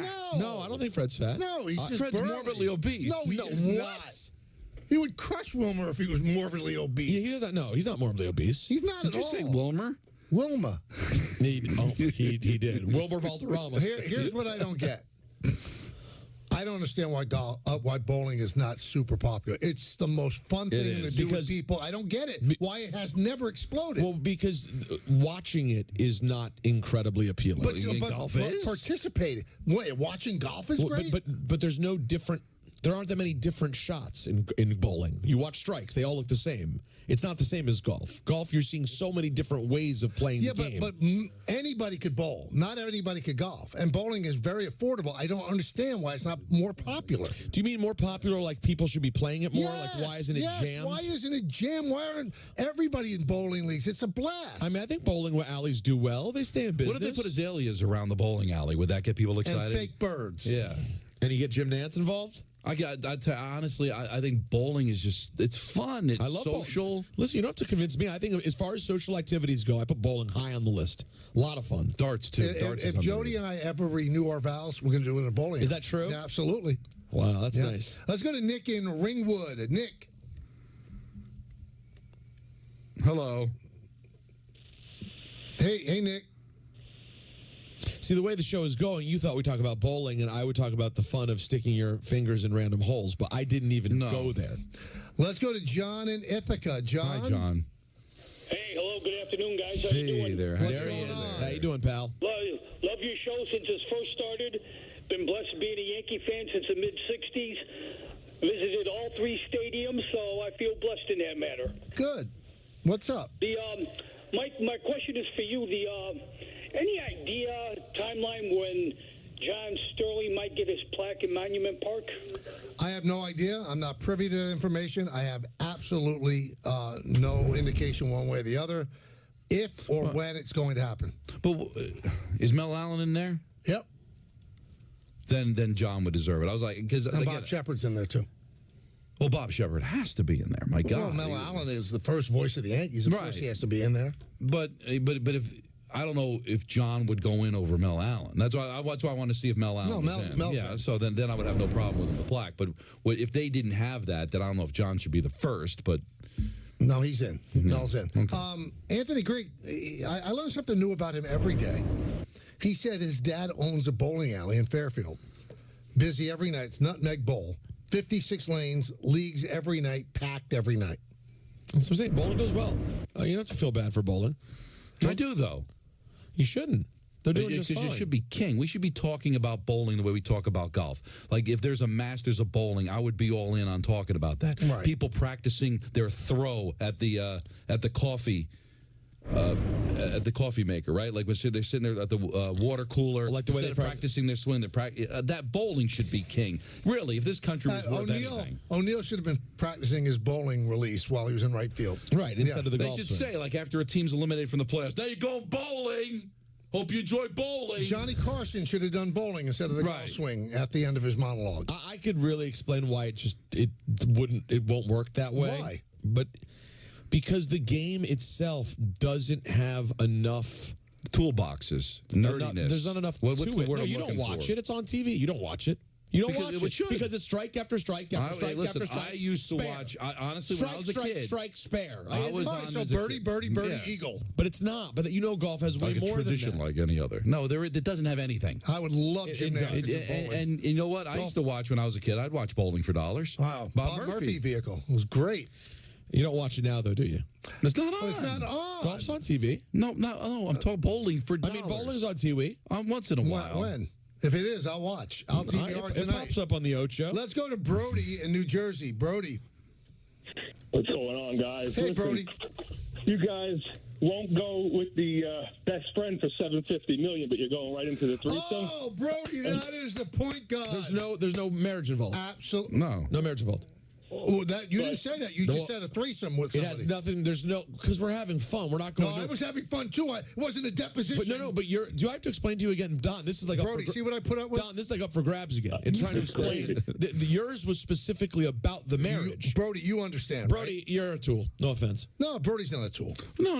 Brody's I a great think man. it was a nice attempt. I just don't. It's not what I was saying. Don, did you think at any point I was talking about like, would you? I didn't also add golf, shooting a 63.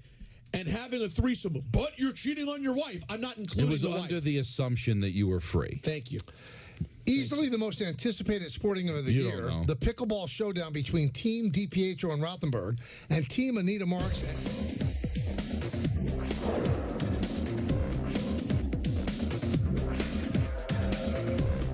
The Michael K. Show on Yes is brought to you in part by Yale New Haven Health. Powering medical breakthroughs. Flap it, turn it over. There we go. This grandfather's breakthrough, teaching his granddaughter the art of making pizza, was made possible by another breakthrough. The discovery of a drug that uses a patient's own immune system to successfully treat lung cancer. That's the pioneering research of Yale Cancer Center, delivered through Smilo Cancer Hospital. Together, cheers.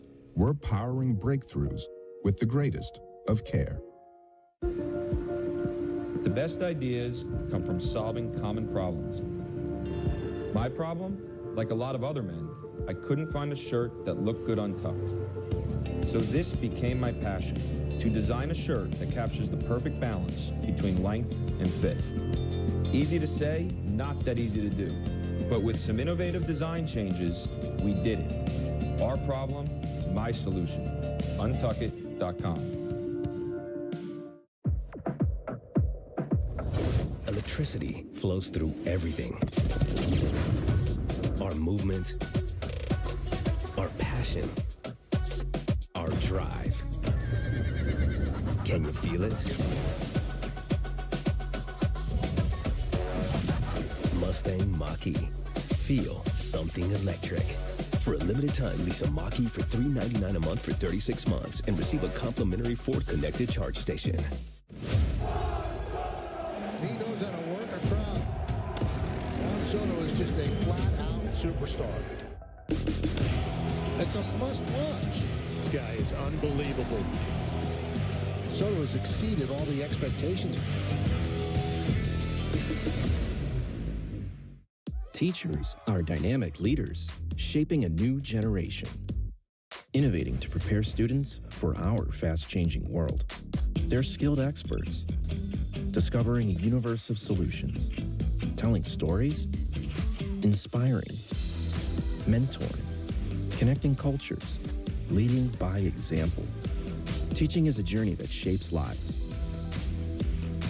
Are you ready to begin? Explore teaching at teach.org. When I was 19 and I was going to shows, I was not thinking about permanent hearing loss. I wasn't thinking about tinnitus. Sometimes my kids are having a conversation with me and that ringing starts in my ear. They're talking to me and I hear their voice, but I can't focus on what they're saying. The audiologist, he told me that most of his clients are not old people.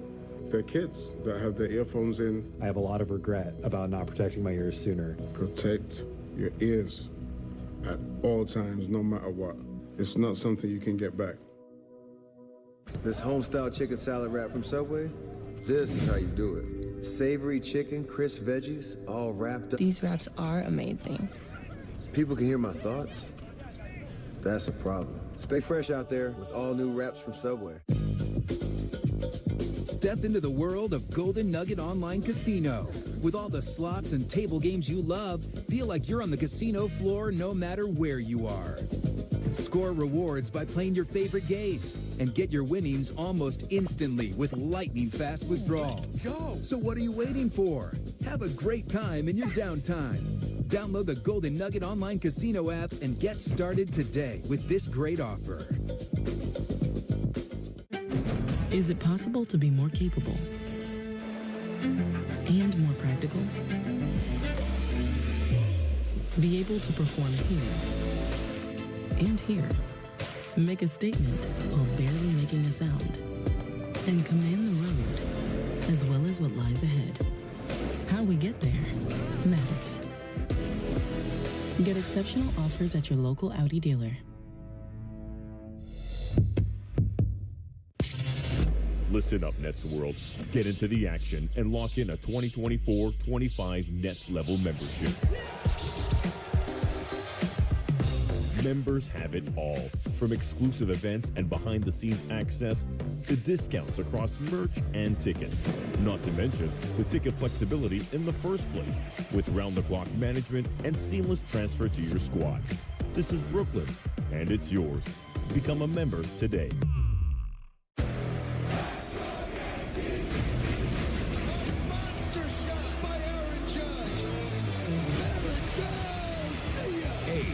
Yankees tonight. Coverage begins at 6:30, only on Prime. As a mom, I want my kids' lives to be filled with joy and possibility, and I want that for every kid. That's why I support No Kid Hungry. They work in schools and communities to make sure every kid gets the healthy meals they need. Please join me in supporting No Kid Hungry for all kids.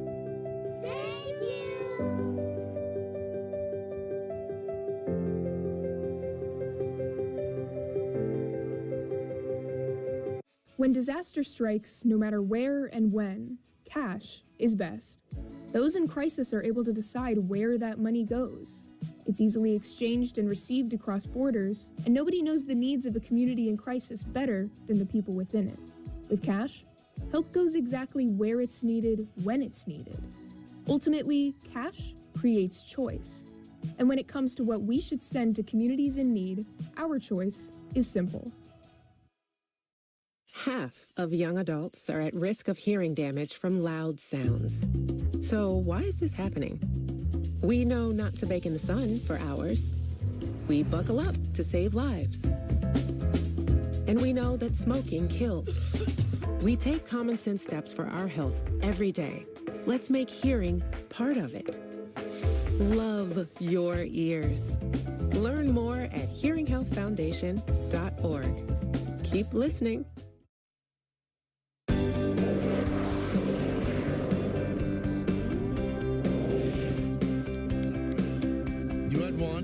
One on Monday. Now I have one today. 2-1. It's going to come down to the last. I got to win the next two then. And you know it's not fair because that should be worth more than one because that was a hell of a point. I didn't hear what it was, honestly. My headphones weren't on yet. What did he say? Forget it. Was something good? You should listen to the show. It's good. So he really didn't have a vested interest in who was going to be the point guard. No, I heard it was him. Because he knew it wasn't him. Yeah, I heard it was him, and I checked out.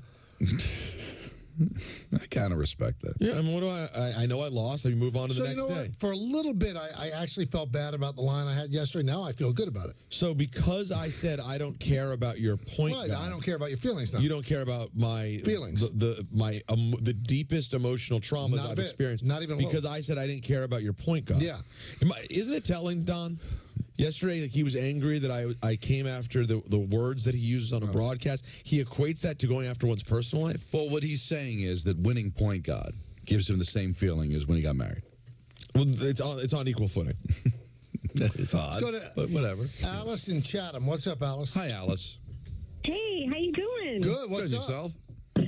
Oh, you know what? I'm calling because, guys, first of all, I listen to you every day. Thank you. And you make my evening. I listen to the morning show in the morning going into work.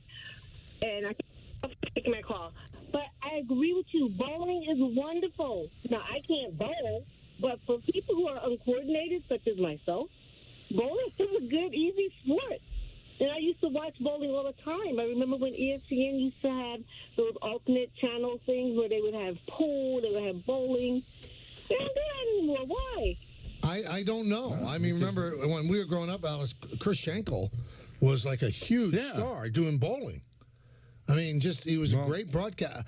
I defy anybody to go out with people they like Like 6 people you like, 7. So it's, and not have a good time bowling.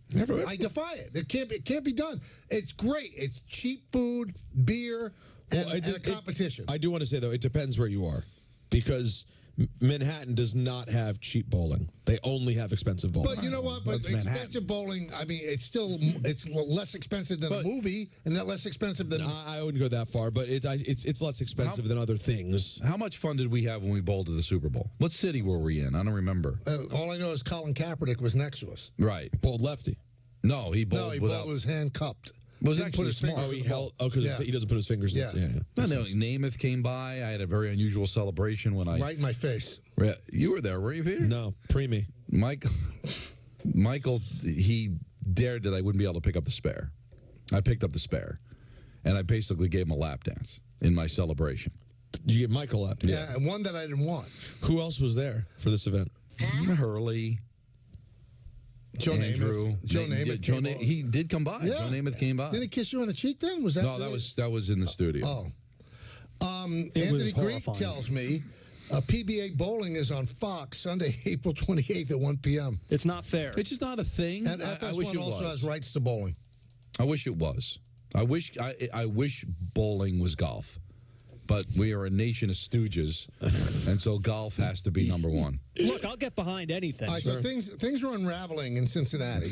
According to Adam Schefter, Bengals 3-time Pro Bowl defensive end Trey Hendrickson is requested to be traded from the Bengals.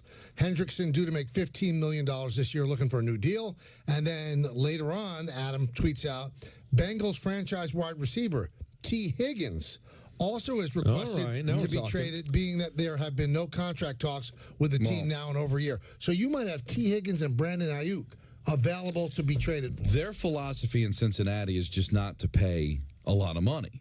Now, that's smart, isn't it? Like they're going to pay Burrow because that's who they have to pay. But if you take a look, they're not overly active in free agency. They don't pay a lot of money, but every single year they're in a position to win. So these guys are going, but they're going to have the financial wherewithal to be able to replace these guys. So, listen, you can say that they're going about it's the wrong way because those are really talented players that want out. But that's the philosophy they have, and you can't say it's not working. They've been to a Super Bowl. They're a perennial playoff team when Burrow's been healthy. And a lot of people are saying that the Vikings are going to have to trade Jefferson. They're not going to be able to pay him. He's going to make over $30 million a year. The money for wide receivers are getting crazy, right? And those are really good players. Those are terrific players. But what's a wide receiver unless you have a great quarterback? That is true. You can have a great wide receiver, and if you have a bad quarterback, he's not great. Well, Detroit thinks they've got a good one. Yeah, and they're trying to do an extension with Goff now. Right. But, Minnesota's still looking, right? Minnesota doesn't have a quarterback. So it's nice to have Jefferson. It'll make whoever the quarterback is better, but it's not going to get you over the top. There's never been, as far as I can remember, a bigger ENN than the one that we're talking a lot about bowling. Yeah. And we've worked this blue. We've worked blue before. Not like this. Yeah, what could happen during ENN? This is bluest show that I've ever been a part of. Mets are leading 6-1 in the 7th. Adam Ottavino has come in. Giants have runners on 2nd and 3rd and 2 outs. So we'll continue to monitor that. Sure, why not? And we'll be back with ENN in just a moment. That's right, on Yes and on 98.7 ESPN.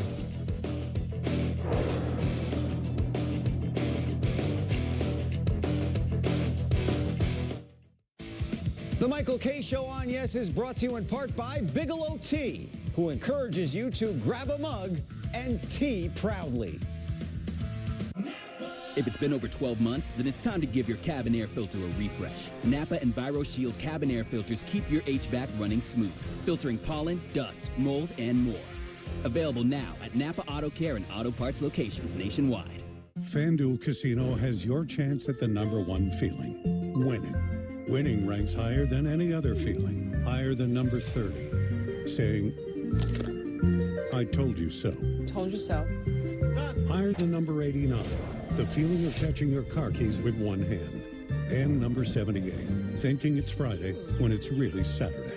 New players get 200 chances at winning with their first deposit on FanDuel Casino. Itch, itch, scratch, must not itch. Stop the itch sanity with Cortisone 10 for bug bites, poison ivy, and other itches. Cortisone 10 is #1 doctor recommended. It works fast and lasts for hours. Cortisone 10. Yes Network is now streaming on Fubo. Watch the Yankees and more of your New York teams. Streaming live on all your devices. Plus, over 350 top channels. Start watching at FuboTV.com. Everywhere but the seat. The seat is leather. Alan, we get it. You love your bike. We do too. That's why we're America's #1 motorcycle insurer. But do you have to wedge it into everything? What? Don't do that. This reminds me of my bike.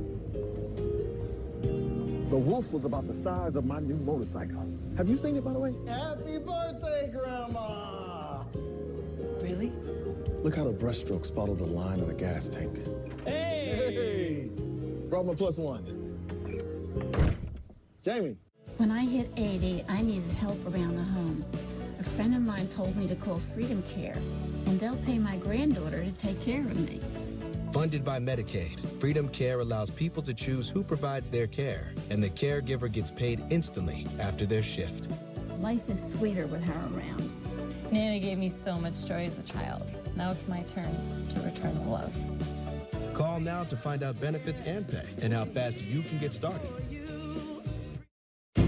This is the GMC Sierra, powered by the TurboMax engine, with the confidence of 430 pound-feet of best-in-class standard torque. GMC Sierra, it's the truck. Current eligible GMC lessees can get this low-mileage lease on this 2024 Sierra Elevation for around $399 per month. We are professional-grade GMC. I'm former Major League pitcher David Wells. Over the years, I've been helping veterans get the medical resources they need and help them overcome their challenges. They've sacrificed so much for our country, and it's our duty to take care of them when they come home. Join us in our mission to end veteran homelessness in America. Please go to T2T.org to donate now.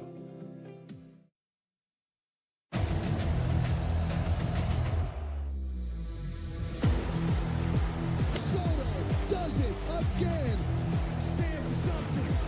A fall for all. Never give up in the fight. Never quit in the fight. Hi, fans. Tune into Puerto Rico Day at the stadium. April 25th versus the Oakland A's at 7:05. Presented by the District and Junte Boricua. 1 in 6 black men will be diagnosed with prostate cancer in his lifetime. But when it's caught early, it's highly treatable. For more than 30 years, PCF has funded cutting-edge research. Go to pcf.org/knowyourrisk to learn more about prostate cancer. It's your life. I was diagnosed at 65. 37. Earlier than most. Every 9 minutes, someone is diagnosed with Parkinson's disease. And every one of them can turn to the American Parkinson Disease Association. Visit apdaparkinson.org to learn more and show your support today.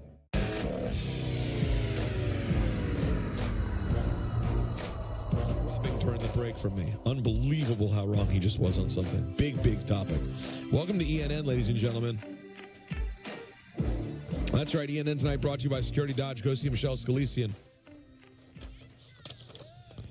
I'd like to start off by saying good evening to all of us. Well, I'll be there Sunday night. Why don't you sleep with me? Excuse Come me? to the hotel. It's a nice hotel. Wait a minute. That was quite... Time out. And to Don. It was more palms than pits. It was to Don and myself. Maybe you did have to squeeze one out. As you said, get a little sweaty early. Okay. It's a sleeper. That one builds as it goes on. Maybe you did have to squeeze one out. As you said, get a little sweaty early. Okay. And to Michael and myself. BetterHelp. Well, you know what, Michael? I'm not going to tell you about BetterHelp, but I will tell you about BetterHelp. And to myself, I said, what would Michael do? Throw it in the garbage. There were other things said that were better. I'll write all the numbers down for the Capitals. Because we did work blue today, but it's one thing to say it live. It's another thing to regurgitate what about, it in the drive. Let me say good evening to Marco Livero. The Giants will take a quarterback, but possibly not. They may trade down. They may trade up. Also hearing they may stay at 6. Good evening to myself also. Just feed me the sausage without telling me anything about it. You know what I mean? I think just feed me the sausage would have done just well. Perfect. Guys, a lot going on today. Sure. We mentioned this earlier. I think it's an important subject. Tomorrow's a big day. Huge. In professional sports. That's right. We got Game 3 Knicks Sixers. Yeah, we got Game 3 Islanders Hurricanes. And NFL draft. NFL draft. Right. And Yankees A's. So again, we'd rather watch the sausage made than enjoy the delicious sausage. Speaking of sausage, let's hear from Dave Rothenberg. Here's Dave discussing the decision in his house between watching the draft and the Knicks Game 3. On the big TV. On the big TV, yeah. We were breaking down how we will watch the draft and the Knicks tomorrow. And he's like, Knicks is a game. They should get the main television. And I said, for me, tomorrow night, especially with the Knicks up 2-0, draft should get the main television. Knicks should go on a side TV. I'm with Alex. I think Knicks goes, and your TVs are way too close together, by the way. Knicks big TV. And then if you want to... I told him I would be willing to discuss Knicks big TV on mute, draft on a side TV with the volume on. Yeah, but don't you want to be involved with, like, the crowd noise and everything else? No, I want to know what's going on in the draft. You're not a big Knicks fan. Is that the answer? Yeah, because again, I want to know, what is it that you have to see? I'm a big Giant fan. I want to know what they do at 6. I'll look on the computer. I'll see if they made a trade. I'll see who they drafted, as opposed to a game. Now, if there's nothing else going on, of course, watch it. If you're not a fan of basketball or hockey or whatever, by all means, dive in. But your Knicks are playing a pivotal Game 3 against the Sixers. Like, how does that not get the main television? Here's what I would give them. You put the Knicks on. The Giants picked. You switch over to the sound on the draft. So he loves the Giants, sees who the Giants select. The breakdown of it. Give yourself 15 minutes. It's on the big screen. And this way you don't have the sound on. But, I mean, after you care that much about the first 3 picks? I mean, that you're going to black out the Knick game? Again, I think that Don's right. The answer is he's just not a big Knick fan. He likes the Knicks. Yeah, he likes the Knicks. He likes the Mets. But he likes the Rangers. He loves the Giants. He says he's a bigger Ranger fan than Knick fan. So I'm wondering... If the Rangers were playing, would it get the same? So that's where I need to gauge whether it's a lack of interest in the Knicks or just an overabundance of interest in the draft. Again, I love the draft. Our coverage of the draft is terrific. But, I mean, the whole reason we watch the draft is for these players to play in a game. Your team is playing in a playoff game. Now, he did say, all right, 2-0, so maybe he looks at Game 3. I look at this as a huge game, Michael. Of course I do. It's a big game. Because if you watch last night, the Bucks lost. If it was Game 4... So the Bucks are at least going 5. So if it was a Game 4 and the Knicks were up 3-0... Hey, he's got a little argument. But it's 2-0. This is crazy. You can't... Think about it. If the Knicks go out and steal this one, I will not call the series over. But it's basically over. Well, if the Knicks lose this game, we have a series. But it's on. Why are we trying to get into his head? Jody once taught me something. Go ahead. We were talking about somebody who, murdered somebody. I said, well, what could they be thinking? She said, you're trying to rationalize a crazy person. People that commit that crime, they're nuts. We're trying to rationalize Dave Rothenberg's mind? Because we like him, and I want to know. I can't help but analyze things. It's frightening in there. You can't get in there, can you? It's too crazy in there. All right, so Anthony reached out. He said if it were the Rangers playing, it'd be a tougher decision. But ultimately, you'd still go with draft? So then stop with the Knick. I'm a Knick fan nonsense. Stop. Well, I mean, you could be a fan, but I have no problem having a pecking order. I mean, can you really honestly root for all of your favorite teams equally? But this is not a giant game. If it was Monday Night Football against a playoff But listen, game, there are people, though, out there, I'm sure, who would think that I am a fraud Commanders fan, even if I made time to watch them on my first, second, third, and fourth honeymoon. There are people who would think I was a fraud because I really tell me about the draft when it's over. I don't care. Also, and we're drafting. Keep in mind, we're drafting a franchise quarterback. But I know it's one of 2 people. But I know who they are. Here's the deal, Peter. You can read about the whole draft and learn everything you want with everything that's written. You don't have to watch a second of it. I know. There's no... And in fact, you're going to get better stuff in the papers later. That I kind of disagree with because, again, I can understand wanting to see the pick, and getting it in real time. All right. I understand that. So if you want to flip over quick. But to have the entire draft, because we're not just talking about. I think everybody can agree. When the Giants pick, if you're a Giant fan or Jet fan, that you're going to want the main television for the selection, the chest bump with Roger Goodell, and the analysis. That's the only thing you're watching for. He's got the whole draft. So every selection, every team's pick is going to take precedent over the Knicks game 3. Is it me or does that give me, I mean, just so cringe. Which part? That song. It's so overdone. First of all, it's on a xylophone. It's or a glockenspiel. So real quick, the reason Charlie plays glockenspiel. I'm rooting for it to be a glockenspiel. The reason that Dave Rothenberg won't get to hear the soothing tones of Mike Breen, the reason is simply because he wants to hear this. I don't get it. And we got this right, Anthony, right? This is the draft, not the Giants pick. This is the draft, like the whole draft. Yeah. So when the Texans are picking, it's going to be on his big screen, and the Knicks are going to be on another screen. Yeah, it's not right. That doesn't make any sense. Doesn't jive with you. Then you know what? You know what you do? You gotta have more respect for it. You know what? Just DVR the Knicks game. Just watch the whole draft, drenched in your own sweat, and then after the draft's over, watch the Knicks game. It was on fast forward. Let's go. Speaking of the Knicks, yes, Coach Thibaut Diaw, he had his reaction to the 2-minute report released by the NBA, which basically said they got every call wrong in the last 2 minutes. No, I'm more concerned with the 46-minute report.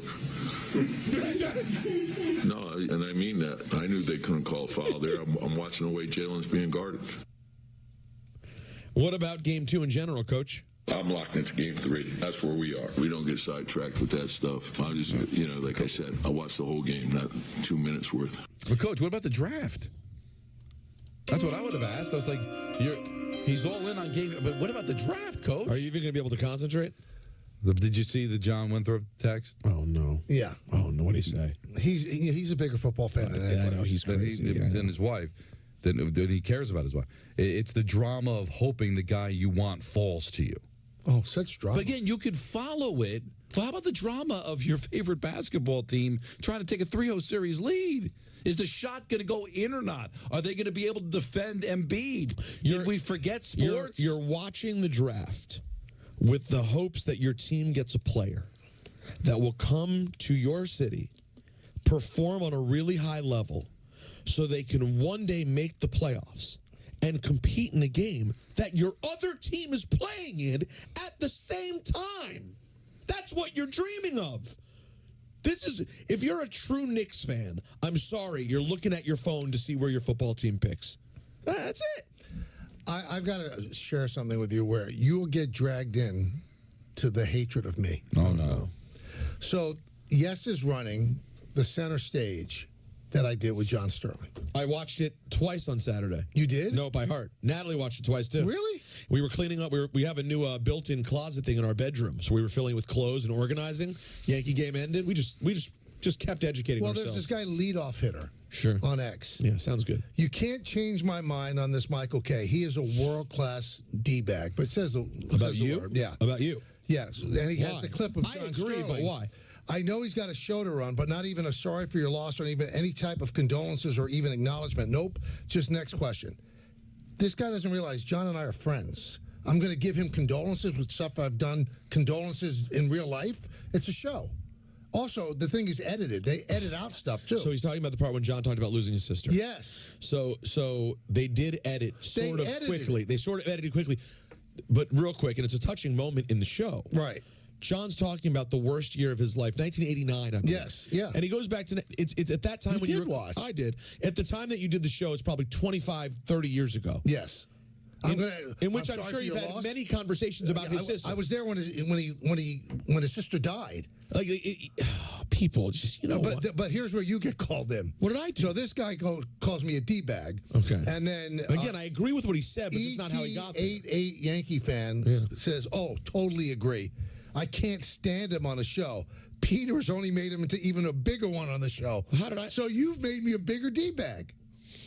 I don't know. Somehow you got thrown into it. I actually feel sorry for you this time. I don't deserve that. Even when I win, I lose. No matter what. So you're watching a center stage that was done like, I don't know, 7 years ago. Right. Where the loss of his sister was 30 years before that. Yes. And I'm supposed to say my condolences. And what I did say was edit it out. Because they have to get to the next thing. They Right, got to of go to course. the next thing. But I'm a D-bag. And then I'm a bigger D-bag because of you. Don, you're not included. I feel left out. All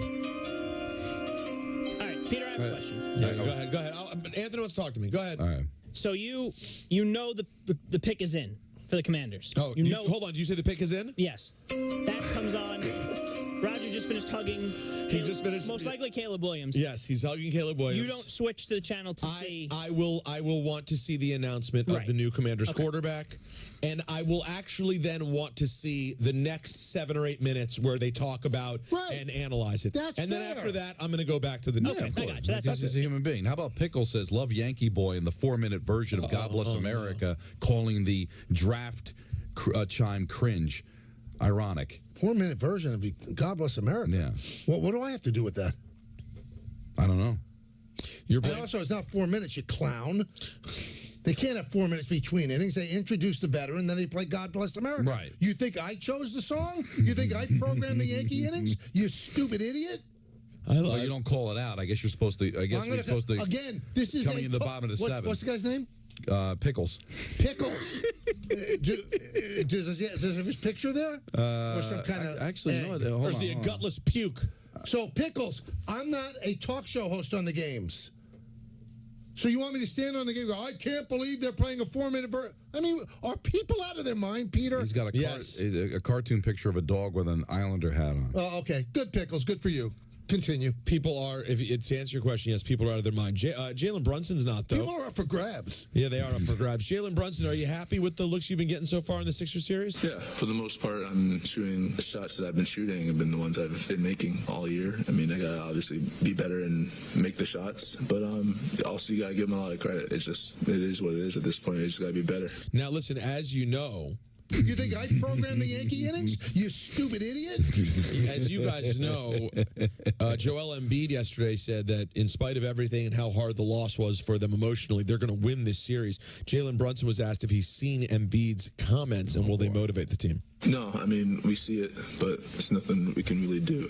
It's the playoffs, so if you need any more ammunition now, then I don't know if you're in the right business. Yeah, I'm not quite sure about that. I love Jalen Brunson, but everything's motivated. Any added ammunition is perfect. Yeah, if they can aggravate you just a little more to like get you even more locked in. Although I will say this. I don't think it's really anything that a player goes, oh, no, we're still going to win this series. You should feel that. Everyone should feel down 2-0. All the Sixers did. Yeah, but he pretty much guaranteed it. Without saying the word guaranteed, we're going to win the series. But he's the captain of the team. Desperate times call for desperate. I think there's a difference saying it now than if at the start of the series. Correct, exactly. You're down 2-0. All the Knicks did so far was hold court. It may have been a painful way, but all they did was win their 2 games at home, right? The Sixers are thinking they're going back to Philly to win 2 games. So this guy Pickles is comparing the draft gong to God Bless America. I don't understand what that means. I think so he doesn't want to hear God Bless America, but he wants to hear the draft gong. I don't want to put words in his mouth. Stupid. I guess what he's trying to say is, do they have to be the one team that does it every game when everybody in baseball does it on Sunday? That's not even close to what he said. I know, but I'm guessing if that was what he said, I'd say I agree. Because why would he has to mean that? Please, Pickles, if you're listening, what did this brilliant Pickles say exactly? What's the tweet? Stand by. I didn't take it that way at all. He didn't say that. I'm trying to make it make sense here, Pickles. I gotta go find it. All right. Well, in the meantime, let's talk about the. I didn't have it Let's talk about saved. Let's talk about wallpaper. A little Mel Kiper. All right. Oh, he found it. All right. Love Yankee Boy and the 4-minute version of God Bless America, calling the draft chime cringe. Ironic. No, he didn't say anything that you're saying, so those are your personal opinions. This clown would rather hear the draft chime than God Bless America. But what do you have to do with God Bless America? But none of it makes sense, so I'm trying to... Don't try. Again, here you go again. The guy's name is Pickles. He's not Albert Einstein. Again, just like I was trying to figure out Dave. Why are you trying to figure out Pickles? Because I can't help but analyze things, okay? No, and I bet you need Pickles to. will come back and say that's what he meant. Pickles, please, reach out. Pickles, It's please. at Hockey Pup. What is it? It's at Hockey Pup. Oh, yeah, he sounds brilliant. I got to be honest with you. I'm not going to say it. Well, how many followers does he have? Oh, that shouldn't I matter. want It to does know. matter. Stand by. 440. All right. And really, you wasted our time with this? Well, 440 is actually pretty good. Yeah, well, how many do you have? More than that, but there are people who I get into arguments with who have 12 followers. Well, then you're an idiot. I wouldn't disagree. All right, let's go back. Sal Powell on ESPN Radio saying the Giants are going QB hunting. I think they're trying to move up. There's clear, all indications are that they are in a quarterback hunt. Thanks a lot, Sal Staying Powell. at 6. I'm going to toss it over to our special correspondent that we have, Marco Livero. Your thoughts on what the Giants will do tomorrow? I have confirmation from many people they will select 6th. Anything else? That the draft will happen on Thursday on ESPN. Oh, very, very good. Thank you so much. Picks will be made in the allotted 10-minute time period. Now, here's Ryan Clark with an interesting take on what the Giants should do. See, here you go. Because this isn't spouting off facts and information. This is just a good old-fashioned take from RC. To me, you take wide receiver Malik Neighbors. No, I think we have not the quarterback. Not if the quarterback. Not the quarterback. Because you got to love the quarterback, right? The last time this team picked at 6, Daniel Jones was sitting there, and they picked Daniel Jones because that's the quarterback that they had to take. That's the quarterback that they settled on, and that's the reason you're in this position again. Let's not let history repeat itself. People say that success leaves footprints. Well, you know what else? Failure leaves chalked out bodies, right? So let's make good decisions based on what we've seen in our history. If the quarterback's your guy, you get him. If he's not, you pick a good player at that position. I couldn't agree more. And that's what I've been saying, Yeah, you know, a quarterback falling to you is not where you go get a quarterback. This isn't bread and milk. It's where I need it, so it doesn't matter the quality. I need it. No, the quality matters. If you need a quarterback and you pick the wrong quarterback, you know what? You still need a quarterback. Except now you wasted a pick and wasted a year, maybe 2, 3, finding out that you picked the wrong guy. And you've already spent the last couple of years trying to figure out what you have with the last guy that you got. If you want him, by all means, get him. If you're not sure, don't hang it out. Well, we needed a quarterback. Did you guys hear that with all the recent changes to the rules in college football that Reggie Bush has gotten back his 2005 Heisman Trophy? I did see that. I didn't care, but I did see it. Not interested at all? I thought it was kind of interesting. Well, I mean, how much time has to pass? It was 05. But in the they're saying that in the wake of what he was suspended for now, you know, it's the wild, wild west. Everything's up for grabs. Reggie Bush said to Pete Thamel, personally, I'm thrilled to reunite with my fellow Heisman winners and be a part of the storied legacy of the Heisman Trophy. I'm honored to return to the Heisman family. All the great, lovely men who came before me, like Orenthal, James Simpson. Just kidding, he didn't say that. I also look forward to working together with the Heisman Trust to advance values and mission of the organization. But to Reggie Bush, that's a big deal. But not getting considered a Heisman Trophy winner. Do you realize, though, he never gave up the trophy? In actuality? Yeah, he had physically. the trophy. Yeah. Nobody from the trust came to his house to wrestle the trophy. But now he gets just to didn't go. show up at the event. And now he gets to appreciate it. Pickles has responded. I saw. Oh, my God. Hold on. You said the Pickles tweet is in? Yeah. Oh, wait a minute. He might have his pants around his ankles out there. Wait a minute. It says, really hope stupid idiot is a drop next March. Thank you. Made my day. Don is correct. Peter is also correct, always. The long version is infuriating pace of play. Yankees use faux patriotism to ice opposing pitchers. Yeah, how's it worked out? They haven't won a World Series since 09. I just and also, it's not the long version, clown. There's a much longer God Bless America. It's not 4 minutes. Time yourself. In fact, do it tonight. The game's on Amazon Prime. Do it in the 7th inning. I will guarantee you the song is not 4 minutes. You're dreaming. Pickles dreaming. Now, real quick. So they always do Take Me Out to the Ball Game followed by God Bless America? God Bless America. God Bless America, and then Take Me Out to the Ball Game. I will say, this is going to be very controversial. They started this in 2001. Of course. It's been 23 years. I think we could just go back. Well, you know what? They from what I know, go ahead. They were told you can only do it on Sunday like everybody else, and George Steinbrenner said, "Stop me." Well, I have an update. George is no longer. Or the Steinbrenner family feels the same way. But that's like, is that the thing? But then that makes it seem like that. So the Mets don't care about the country because they only do it on Sunday. I'm just telling you that it was told to them because some teams complained my pitcher's waiting there to pitch, and nobody can throw a ball. Well, God bless America. But the Yankees said we're not stopping. All right, but by the way, you can't throw a ball during. It's not the national anthem. So they're saying they're more patriotic. Yeah, but that's baseball should say something. That it does seem unfair. But they've agreed to do it on Sunday. So it is kind of, I'm not going to agree with Pickles, but it does come across like, well, we're more patriotic than you. No, they are. Well, there you go. This is why you get called Yankee Boy. I am a Yankee Boy. I've embraced it. I have a shirt. Maybe I'll wear it tomorrow. So, again, can we recap? Pickles gets all, like, sweaty and goosebumpy when he hears chimes. It was more palms than pits.